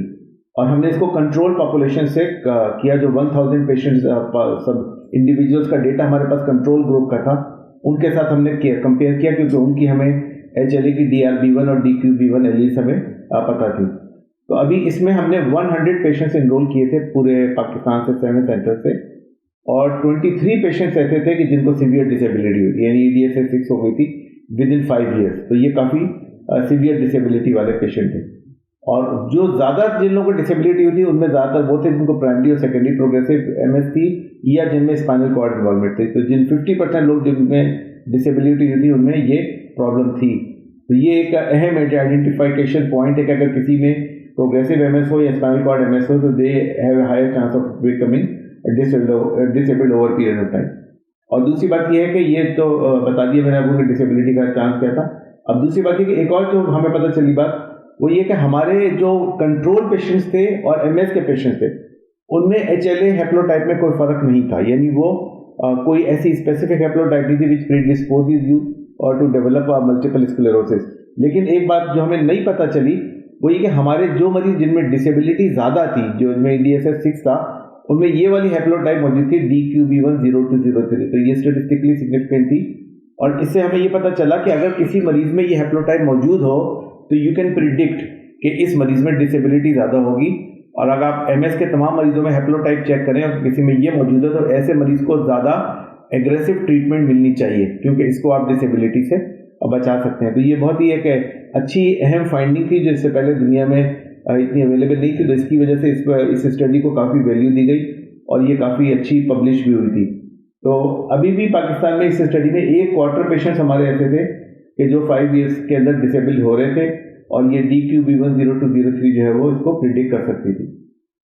अब हमारे पास जो इस वक्त पेशेंट्स हैं MS के, उसमें ज़्यादा फीमेल प्रीडोमिनेंस है। एज हमारे पास जो पाकिस्तान में ज़्यादातर मरीज हैं वो 16 to 47 ईयर्स के हैं, पर मीन 29 है। एक बड़ी वजह ये भी कि हमारे पास जो पीडियाट्रिक पॉपुलेशन है उनमें MS की डायग्नोसिस बहुत ही लेट है। उसकी वजह है कि पीडियाट्रिक न्यूरोलॉजिस्ट पाकिस्तान में न होने के बराबर है, और आम डॉक्टर्स बच्चों में डायग्नोस नहीं कर पाते। इवन रेडियोलॉजिस्ट भी जो है ना बच्चों में MS को डायग्नोस नहीं कर पाते। और बहुत बड़ी तादाद में ऐसे पेशेंट्स हैं कि जिनको रेडियोलॉजिस्ट जो है ना वो ट्यूमर के तौर पे डायग्नोस करते हैं। तो ऐसे कई केसेस मैंने देखे हैं कि जो ट्यूमर डायग्नोस हुए थे एक्चुअली वो डीमाइलिनेटिंग डिजीज थे। तो काफ़ी डायग्नोस्टिक डिले है, और उसी की वजह से हायर डिसेबिलिटी भी होती है, क्योंकि एक सिलेक्शन बायस होता है, और फिर वही जो सीवियर मरीज होते हैं वही आते हैं डॉक्टर्स के पास या न्यूरोलॉजिस्ट के पास। तो उसकी वजह से फिर एक रैपिड प्रोग्रेशन होता है। बाकी लार्जली अभी हमारे पास 70 to 90% रिलैक्सिंग रेमिटिंग MS है, लेकिन अब काफ़ी ऑप्टिको स्पाइनल MS और NMO काफ़ी आने लगा। जैसा डॉक्टर मुगीस ने बताया आपको कि पहले तो 3, 4, 5% होता था, अब now you have ability to diagnose based on aquaporin 4 antibodies, ठीक है ना। और दूसरी बात है कि अब OCT का भी एक काफ़ी वैल्यू आ गई है उसके डायग्नोसिस के अंदर। तो अभी OCT की वजह से भी आप काफ़ी ऑप्टिकल MS डायग्नोज कर लेते हैं, तो उसकी वजह से काफ़ी ये बढ़ गया है। बाकी ऑप्टिक न्यूराइटिस पाकिस्तान में अभी भी काफ़ी है, ट्रांसवर्स माइलाइटिस भी बहुत है, और इन मरीजों की भी एक अच्छी तादाद ऐसी है जो आगे जाकर MS में कन्वर्ट हो जाती है। तो ऑप्टिक न्यूराइटिस के तकरीबन 20 to 30% पेशेंट्स आगे जाके MS डेवलप कर लेते हैं, और ट्रांसवर्स माइलाइटिस के भी 20 to 25% पेशेंट MS डेवलप करते हैं। तो इनको एक लॉन्ग टर्म फॉलोअप करने की ज़रूरत होती है। बाकी पाकिस्तान में अभी तक कोई सिस्टमेटिक स्टडी नहीं हुई है ट्रीटमेंट की। काफ़ी लोगों को तो एक्यूट स्टेज में स्टेरॉइड मिलता है, लेकिन डिजीज़ मॉडिफाइंग एजेंट जो है ना वो तकरीबन 50% से ज़्यादा लोगों में नहीं मिलते हैं। तो काफ़ी कम तादाद में मिलते हैं, अगरचे ये तादाद अब बढ़ रही है, लेकिन फिर भी चूँकि दवाओं की अवेलेबिलिटी बहुत कम है। जो समझ लें FDA अप्रूव जो दवाइयाँ हैं वो तो पाकिस्तान में ड्रैप से अप्रूव तो सिर्फ 2 ही दवाइयाँ, ऑक्रीबस और टेरिफ्लूनामाइड। इसके अलावा तो कोई दवाई पाकिस्तान में अभी ड्रैप से अप्रूव नहीं, वरना फिर हर एक के लिए आपको अलग से इम्पोर्ट लाइसेंस लेना पड़ता है। लेकिन पाकिस्तान में इंटरफेरॉन अभी भी अवेलेबल है, मिल जाती है। माइट्रोजेंट्रॉन तो अभी यूज़ नहीं होती। टेरिफ्लूनामाइड अभी अवेलेबल है, लेकिन इसकी अवेलेबिलिटी के इश्यूज चलते रहते हैं। तो नेट्रीजुमैब, एलिम्ट्रीजुमैब, ऑक्रेलिजुमैब मेरे ख्याल में काफ़ी वाइडली अवेलेबल है। रिटक्सीमैब अवेलेबल है पाकिस्तान में, लेकिन प्रॉब्लम इसका सिर्फ ये है कि चूँकि FDA अप्रूव नहीं है, तो उसकी वजह से बाज़ औक़ात इंश्योरेंस कंपनीज इसको पे करने में थोड़ा हिचकिचाती हैं। लेकिन पाकिस्तान में रिटक्सीमैब का सबसे बड़ा जो डेटा जो है ना वो SIUT के पास है, कि जिन्होंने मेरे ख्याल में बहुत बड़ी तादाद में MS के पेशेंट्स को और डीमाइलिनेटिंग डिजीज़ को ट्रीट किया, जो हम उनसे कई सालों से दरख्वास्त कर रहे हैं कि उसको पब्लिश करें। तो बकिया इम्यूरान का इतना रोल नहीं है अभी तक MS में, लेकिन it has to be studied. और बकिया बहुत सारे पाकिस्तान में इलाके ऐसे हैं जहाँ अभी भी मंथली स्टेरॉइड यूज़ हो रहे हैं, लेकिन वो it's not a disease modifying treatment. बहुत सीवियर केसेस में प्लाज्मा फेरेसिस आप कर सकते हैं, वो पाकिस्तान में वाइडली अवेलेबल है, और IVIG यूज़ कर सकते हैं जो कि अवेलेबल है।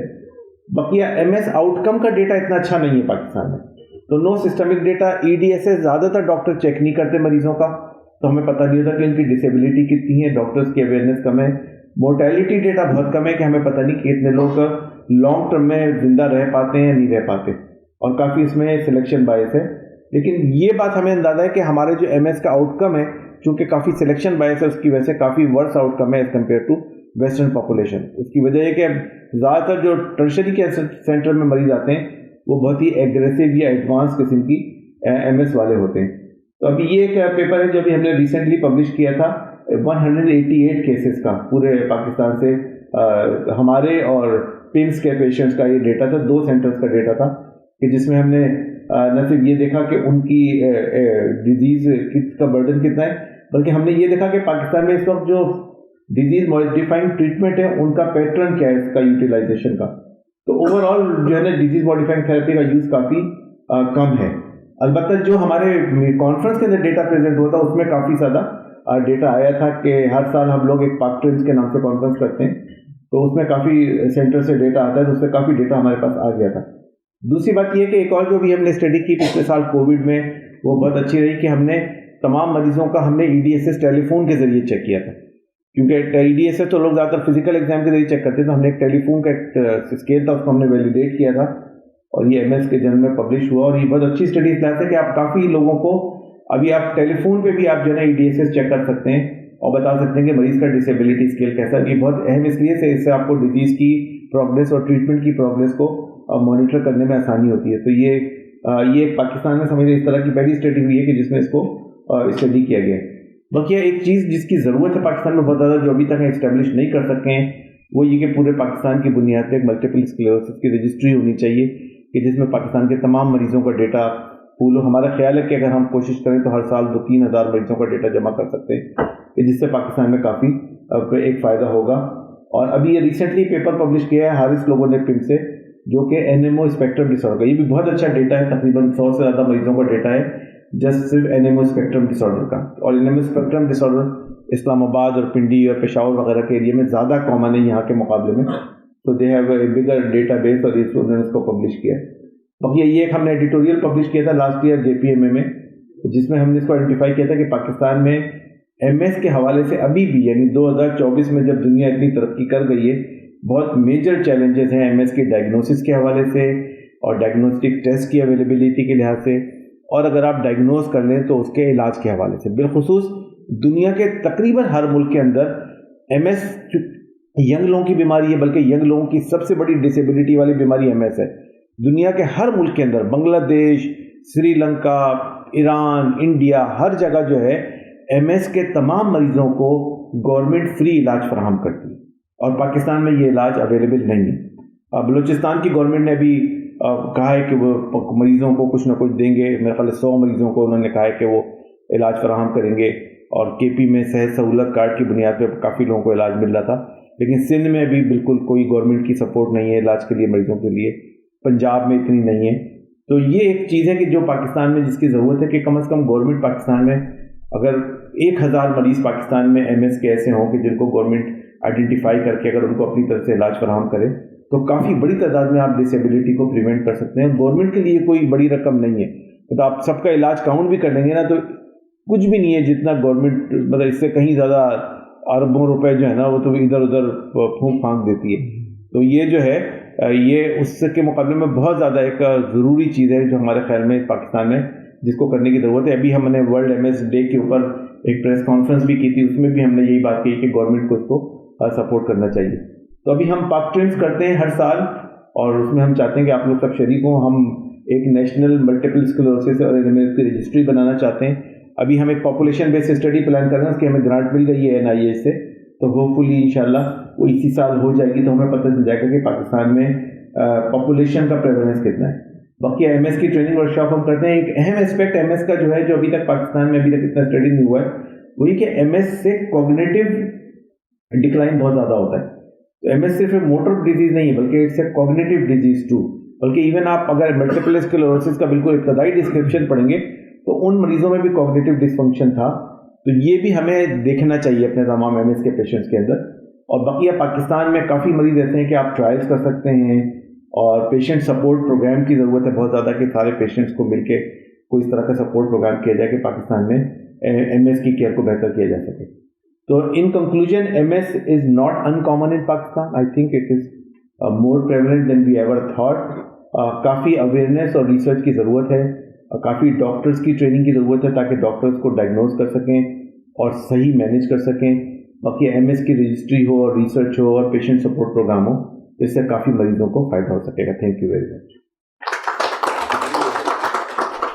Thank you so much, Dr. Wasif, for such a wonderful and elaborated talk on the disease burden and management point of view. मैं एक चीज़ सोच रहा था कि सर ने, डॉक्टर मोगीस ने और डॉक्टर वासिफ ने शेयर किया कि इनके 2 पेशेंट्स को वो 5 करोड़ वाली मेडिसिन मिली थी, और एक का डेटा डॉक्टर मोगीस के पास है, एक का डॉक्टर वासिफ के पास है। अगर वो शेयर कर दिया तो वो FBR के रेडार पे आ जाएंगे दोनों। नहीं, वो तो वो गोली ने नहीं दिया था, एक को मलिक रियाज ने दिया था और एक को किसी और ने दिया था। सर ये तो और डेंजरस हो गया। नहीं, लेकिन ये इन सबका 3 साल का बजट होता है। Thank you so much, sir. Now I would like to request Dr. Mughis Shirani for the chair remarks. एक डॉक्टर अब्दुल मालिक हमारे साथ एक इंटरेस्टिंग चीज़ शेयर करेंगे। उससे पहले डॉक्टर अब्दुल मालिक is basically MD Neurology and he is also an MBA in the Hospital Management and Health Sciences. He is the president of Pakistan Stroke Society and an executive member of Pakistan Society of Neurology. He has more than 80 publications and presentation on his credit, currently working as a professor of neurology at Liaquat College of Medicine and Dentistry. Professor Malik will introduce a booklet which he translated and compiled for the patient living MS well with MS. Please, sir. Thank you very much. असल में ये किताब multiple sclerosis international federation ने internationally मुख्तलिफ languages में छापी थी और ये लास्ट ईयर उन लोगों ने प्रिंट की थी। तो उनकी बहुत सारी ज़बानों में थी, उर्दू में नहीं थी। तो फिर हमने उनसे करस्पॉन्ड किया, उनसे कहा कि यार ये काम हम आप उर्दू में करके हमें भी दे दें। तो उसको हमने लास्ट ईयर करना था, लेकिन हमने कहा इस साल हमने फिर MS डे के मौके पर, असल में MS के हवाले से बहुत सारे इश्यूज़ हैं जो डील करते हैं। उनको पता है कि जैसे जैसे एज बढ़ती जाती है बहुत सारे मसाइल आते हैं। गो के स्टैटिस्टिक वाइज पाकिस्तान में इतने ज़्यादा MS के पेशेंट नहीं, लेकिन जो पेशेंट्स हैं वो अच्छे खासे सफ़र भी करते हैं और सबसे बड़ी बात फैमिली उनकी बहुत सफ़र करती है। और बहुत सारे यानी ये चाहे वो MS का मामला हो, चाहे अल्जाइमर का मामला हो, चाहे वो पार्किंसंस का मामला हो, तो जो फैमिली और केयर गिवर है ना, they are suffer a lot. तो इस किताब का जो किताबचे का जो मेन मकसद है वो सिर्फ फैमिली ये पेशेंट को यानी सपोर्ट करना नहीं है, बल्कि फैमिली और पूरी ओवरऑल जो हम जिस कंपोज सोसाइटी, क्योंकि वेस्ट ने अपनी किताब लिखी अपने हिसाब से, हमने इसको अपने सोशल और कम्युनिटी के मामलात को सामने रखते हुए थोड़ा सा मॉडिफाइड किया है। बहुत सारी चीज़ों को उसको इनकॉर्पोरेट किया है और कई लोगों से मशवरा करके जो इसे कहते हैं माशरती मसाइल और समाजी मसाइल और दीगर चीज़ें, क्योंकि हर चीज़ की तो यहाँ हर चीज़ ना नर्स रखी जा सकती है, ना को बहुत ज़्यादा यहाँ पर कम्युनिटी सेंटर्स का वो है। तो ये किताब उम्मीद है कि एक माविनत फराहम करेगी और ये हमारी उस एडवोकेसी कैंपेन का एक सिलसिला है और ये मेरी 6ठी किताब है। इससे पहले 5 हम मुख्तलिफ पार्किंसन के हवाले से मैं लिख चुका हूँ, एक स्ट्रोक के हवाले से लिख चुका हूँ, एक एपिलेप्सी के हवाले से और एक क्या कहते हैं डिमेंशिया के हल्के यानी बुनियादी उसके वाले प्योर अल्जाइमर के हवाले से नहीं। तो इंशाल्लाह अगली किताब जो अगले साल लाने का इरादा है वो अल्जाइमर के हवाले से विद फैमिली केयर गिवर उसके हवाले से। और ये किताब उम्मीद है कि वो लोग जो MS ट्रीट करते हैं वो अपने पेशेंट्स को, ये ई फॉर्म पे भी अवेलेबल होगी और किताब फॉर्म में तो है ही है। तो आज इस प्रोग्राम के अख्ताम के बाद, क्योंकि ये महमेज जो हमें मिली है वो 2 लोग मेरे सामने ही बैठे हुए हैं, डॉक्टर मुगीस और ख़ासतौर पर मेरे उस्ताद डॉक्टर वासिफ, जिन्होंने हमेशा ये बकअप किया है कि भाई ये काम करने से और माशरे में इन्वॉल्व रहने से और उनके लिए कंट्रीब्यूशन करने से कुछ ना कुछ भला होता रहेगा। बहुत शुक्रिया। Thank you so much. Now I would request Dr. Maurice to for the closing remarks. Sir उसके बाद दोनों शेयर करेंगे मोमेंटोज और शेयर्स। क्वेश्चन आंसर, अगर क्वेश्चन कोई किसी का है ऑडियंस में से किसी भी स्पीकर से तो हैंड रेज कर लें। जी please. May I have a mic? Can you listen? Yes, please. Okay, I am Dr. Shahid Masood. I am a very senior resident from ophthalmology. Doctor साहब ने कहा कि ये फ्यूचर बर्डन और ये पाकिस्तान में ये सब चीज़ें हो रही हैं। I would say that multiple sclerosis is the most neglected part. Doctors इसमें जिम्मेदार तो हैं, लेकिन जितने इंस्टीट्यूट्स हैं, tertiary care, secondary care level, primary को छोड़कर, वहाँ पर कितने टर्शरी केयर लेवल के प्रोफेसर जो ये तमाम लोग इनवाइट करते हैं सेकेंडरी लेवल से और जो दूसरे लेवल से कि उनको अवेयरनेस प्रोग्राम दिया जाए। डॉ यूनिवर्सिटी ऑफ हेल्थ साइंसेज में आप ट्रेस करें 20 ईयर्स में कभी भी मल्टीपल स्क्लेरोसिस पे कोई ऐसी बात नहीं हुई, कोई बहस नहीं हुई। अच्छा, डॉक्टर मुवीस की बात को मैं और स्ट्रेंथन करूँगा कि ये जो इन्होंने बताया ना इंटर न्यूक्लियर ऑप्थेल्मोप्लेजिया, ये 100% होता है एमएस के अंदर।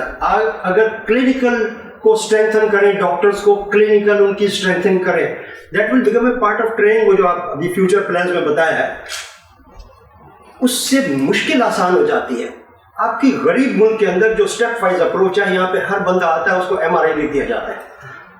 आप समझते हैं कि ये सीएसएफ एनालिसिस भी एक वैल्यू करता है एमआरआई से पहले?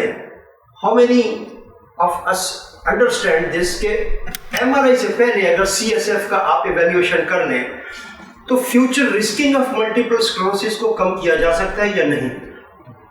मैं डॉक्टर मुईस से ये अब वो सिफारिश करूंगा कि इस पे बात करें कि हम लोग बात कर रहे हैं MRI और तमाम, जबकि वो बहुत ज्यादा आगे एडवांस हो चुकी होती है।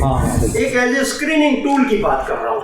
मैंने बिल्कुल मेरे पास से कम से कम 5 से 7 रजिस्टर्ड केसेस हैं जिसको मैं ऑप्टिक न्यूराइटिस, जिनको मल्टीपल स्क्लेरोसिस के तौर पर हम ट्रीट कर रहे हैं। But this is so unfortunate in Pakistan कि this is the most neglected. मैं हरगिज यहाँ नहीं आता, मेरी सेहत इतनी अच्छी नहीं है कि मैं इस किस्म के सेमिनार 2-2 घंटे अटेंड करूँ। But thanks to all of you, you are doing a very nice job. But health authorities should be here at this point, क्योंकि ये एक बड़ी यूजफुल टॉक है। आप मतलब देखें ना, ये मुराद अली शाह चीफ मिनिस्टर, ये हेल्थ मिनिस्टर, ये कि आसमान पर रहते हैं तो यहाँ आकर के ये बात सुन नहीं सकते। वो इसमें ये है कि दो बातें हैं। एक तो आप जो कह रहे थे कि लंबर पंक्चर का, पाकिस्तान में एक चीज़ और है, क्योंकि हमारे यहाँ एजुकेशन की कमी है, लंबर पंक्चर से बाकी लोग बहुत डरते हैं। इवन जब आप पढ़े लिखों को बताएं तो पढ़े लिखे भी लंबर पंक्चर से इतना डरते हैं कि वो समझते हैं कि ये जो है कोई ऐसा टेस्ट है जिससे वो पैरालाइज हो जाएंगे। होता ये है कि लंबर पंक्चर आम तौर पे उन्हीं लोगों में किया जाता है जो पैरालिसिस के, जिनको वो चांसेस होते हैं, जाहिर बात है। तो जिसको जीबीएस हो रहा होता है तो उसका लंबर पंक्चर होता है, बाद में वो वाकई पैरालाइज हो जाता है। या फिर एमएस है, वो पैरालिसिस के लिए जा रहा है, कमज़ोरी हो रही है, आपने लंबर पंक्चर किया, तो हमारे यहाँ वो स्टिग्मा है या फिर वो खौफ है लंबर पंक्चर का। तो काउंसलिंग का रोल आ जाता है। हाँ, काउंसलिंग का रोल, अगर आप मैनिंजाइटिस वाले मरीज को मैं ये कह दूंगा कि यार वो कमज़दा हो जाएगा, हाँ, तो उसको समझाना पड़ता है काफ़ी कॉफी का। आपका वो जो कह रहे हैं कि वो बड़ा इंपॉर्टेंट है। उसके साथ जो प्रॉब्लम है वो है जो ये ऑलिगोक्लोनल बैंड्स हम लोग चेक करते हैं, बड़ा सस्ता सा टेस्ट है, लेकिन वो सिर्फ अभी 2-3 लैब में ही होता है, मेरे ख्याल से आल खान में और एक आध जगह पे होता है। दूसरी बात है, लंबर पंक्चर करने से पहले क्योंकि एक शायबा होता है कि आप किसी तरह से मरीज़ को नुकसान ना पहुंचा दें, अगर लीजन या कोई और चीज़ है, मसलन ब्रेन में कोई ट्यूमर है या कोई ऐसी चीज़ है, तो आमतौर पर स्कैन करना इसलिए ज़रूरी होता है कि जब आप नीडल डाल रहे हैं, it's very rare to cause herniation of the brain if the tumour is there, लेकिन फिर भी एक ही होता है, तो एक स्कैन तो आपको करना होता है आमतौर पर लंबर पंक्चर से।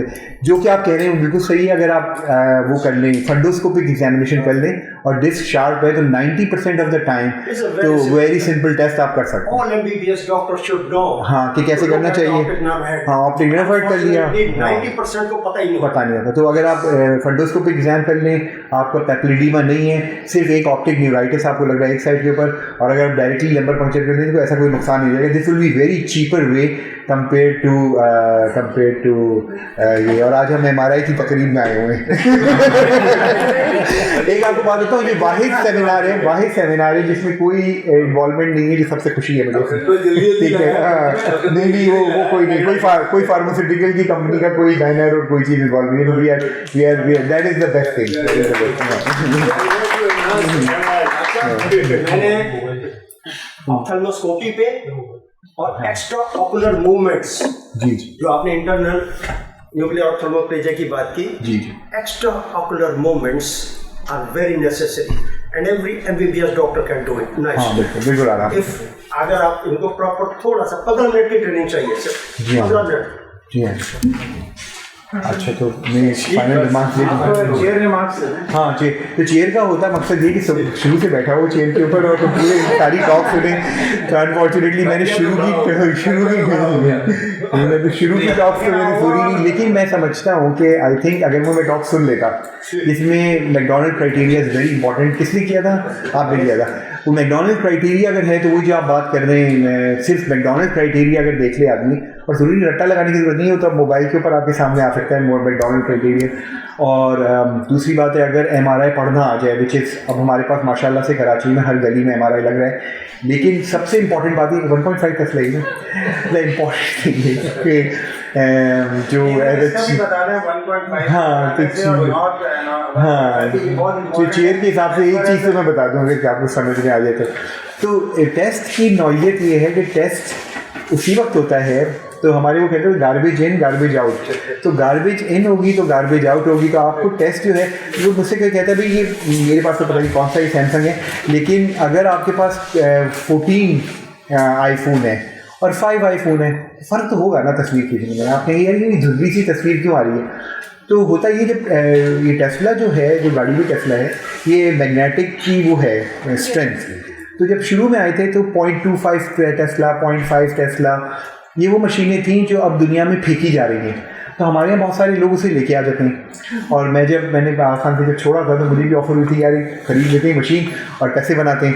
तो 0.5 टेस्ला की मशीन थी जो मुझे ऑफर हो रही थी। मैंने कहा खरीद तो मैं लूँगा और पैसे भी बनाना शुरू होगा, लेकिन फिर मैं तो खुद ही फंस जाऊँगा, क्योंकि MRI मरीज़ करा के लाएगा और फिर मैं देखूँगा और मैं खुद ही फंस जाऊँगा कि मैंने अपनी मशीन पे कराया और डायग्नोसिस नहीं कर सकी। तो एक तो आपको ये देखना है कि MRI कराना नहीं है, MRI की मशीन कहाँ है, कौन कर रहा है और कौन पढ़ रहा है। यानी पढ़ना जो है, ये लोग जो बैठे हुए हैं एक्सपर्ट्स, पढ़ने वाले को भी तो कुछ आना चाहिए। इसका जल्दी से लतीफ़ा सुना देता हूँ। मैं टेक्सास में काम करता था, बड़े छोटे से शहर में, तो एक ट्रक के ऊपर MRI आ जाता था माशाल्लाह से। तो वो MRI पूरा हिलता रहता था, उसके ऊपर जो MRI होता था वो भी माशाल्लाह, जिसके साथ मैं काम करता था वो भी माशाल्लाह आदमी।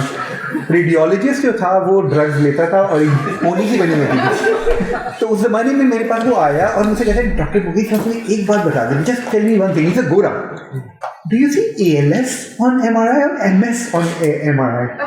तो मैंने वो because ALS is a peripheral disease, so you see MS on MRI। ये मेरा MRI पड़ता था, ठीक है माशाल्लाह। लेकिन अब मैं सोचता हूँ कि वो बहुत आगे था एडवांस, क्योंकि आजकल का MRI ऐसा आ गया है जिसमें आप ALS भी देख सकते हैं, मोटर न्यूरॉन्स पूरी भी। उसके लिए आपको 7 टेस्ला MRI चाहिए, पूरी मोटर न्यूरॉन नजर आते हैं। तो मैं सोचता हूँ वो ज़्यादा उसकी थिंकिंग मुझसे ज़्यादा चाहिए, बाकी गोरा था। तो आपको जो चाहिए वो कम से कम न्यूरोलॉजिकल डिजीज़ के लिए 1.5 टेस्ला चाहिए। तो अगर आप मैं मरीज़ को भेजता हूँ तो मैं उसे कह देता हूँ एटलीस्ट यार 1.5 टेस्ला तो हो। ओपन MRIs जो हैं वो हल्के होते हैं, उनमें आमतौर पे हमारी रेजोल्यूशन होती नहीं है, नज़र नहीं आता है, तो MS के लीजन्स जो आप मिस हो जाते हैं। अमेरिका में अब ज़्यादातर 3 टेस्ला यूज़ कर रहे हैं अस्पताल के अंदर, 7 टेस्ला भी है, और मैंने 13 टेस्ला भी देखा है जो कि ये लोग उसके अंदर यूज़ कर रहे हैं, रिसर्च के अंदर यूज़ कर रहे हैं। तो कम से कम चले 3 टेस्ला ना हो तो कम से कम 1.5 टेस्ला हो, तो जो मिनिमम स्टैंडर्ड है for MS and for neurological diseases. और उसमें अगर 2-4 मोडेलिटीज़ हों तो वो उससे पता चल जाता है और पढ़ने वाले को आता होता है। I think that is the most important thing, that message we can take. I think ये मैकडॉनल्ड क्राइटेरिया, MRI की फाइंडिंग, और फर्स्ट बेड क्या था, इंट्रोडक्शन था, उसके लिए मैं कुछ नहीं कह सकता क्योंकि डॉक्टर वासे का कि बर्डन जो हमने बात की है, I think if we diagnose more, और जैसे आप कह रहे हैं कि थिंग्स आर चेंजिंग, कुछ ग्लोबल वार्मिंग, कुछ ऐसे हो सकता है, कुछ हमारे यहाँ भी MS और बढ़ना शुरू हो जाए, तो I think we need to know about this disease. I think definitely people should talk about this disease more than what we talk about. जरूर देखते हुए इंशाल्लाह फर्दर प्रोग्रेस करेगी, आगे बढ़ाएगी। हाँ, तो नहीं 1.5 टेस्ला भी इज वेरी गुड, ये है, it's very good MRI। Okay, thank you doctor Mughees. और डॉक्टर साहब जैसे कह रहे थे, डॉक्टर वासे ने भी कहा, डॉक्टर मोगीस ने भी, कि treatment, data, counselling, training, CME sessions, ये सब होने चाहिए। क्रिटिसाइज पॉजिटिवली अगर हम एक दूसरे को करेंगे तो अच्छी बात है। नेगेटिव क्रिटिसिज्म जो है उसका यूजुअली आउटकम नहीं आता। अहमद फराज का एक बहुत अच्छा शेर है कि शिकवाए जुल्मत शब से तो कहीं बेहतर था, हम अपने हिस्से की कोई शम्मा जलाते जाते हैं। तो अगर हम अपना कंट्रीब्यूशन कर लें, जो काउंसलिंग में कर सकता है, जो ट्रीटमेंट में कर सकता है, जो इमेजिंग इंटरप्रिटेशन में कर सकता है, तो ओवरऑल बेनिफिट इंशाल्लाह पेशेंट को जाएगा। मेरे ख्याल डिस्ट्रीब्यूशन ऑफ शील्ड्स और मोमेंटोस कर लेते हैं। डॉक्टर मालिक, डॉक्टर अजीम प्लीज़ तशरीफ लाइए। Doctor Mughees please. Doctor Azeem first give the memento and shield to doctor Mughees Shirani. Books है, हम मोमेंटो शील्ड उसी को हम कंसिडर कर लेते हैं एज अ मोमेंट। ये सर रुकिए, थैंक यू। हाँ, हम लोग doctor Wasay.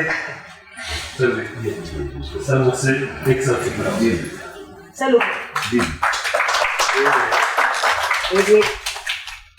Doctor Anwar please.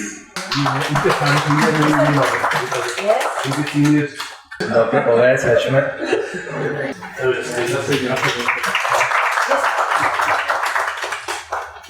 Doctor मालिक, आप पहले शेयर करें। ये दोनों डॉक्टर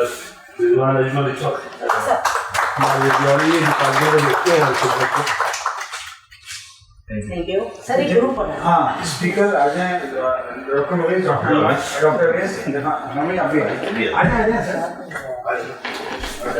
एक किताब अगर सामने कर देंगे किताब मिलेगी कहाँ से? अरे आपको अरे मुझे तो भिजवाएंगे, जनरल पब्लिक को कैसे मिलेगा? वो ऑनलाइन वो सर आप भी आओ ना, आ जाए अरे मैडम आप भी ओके ओके। अरे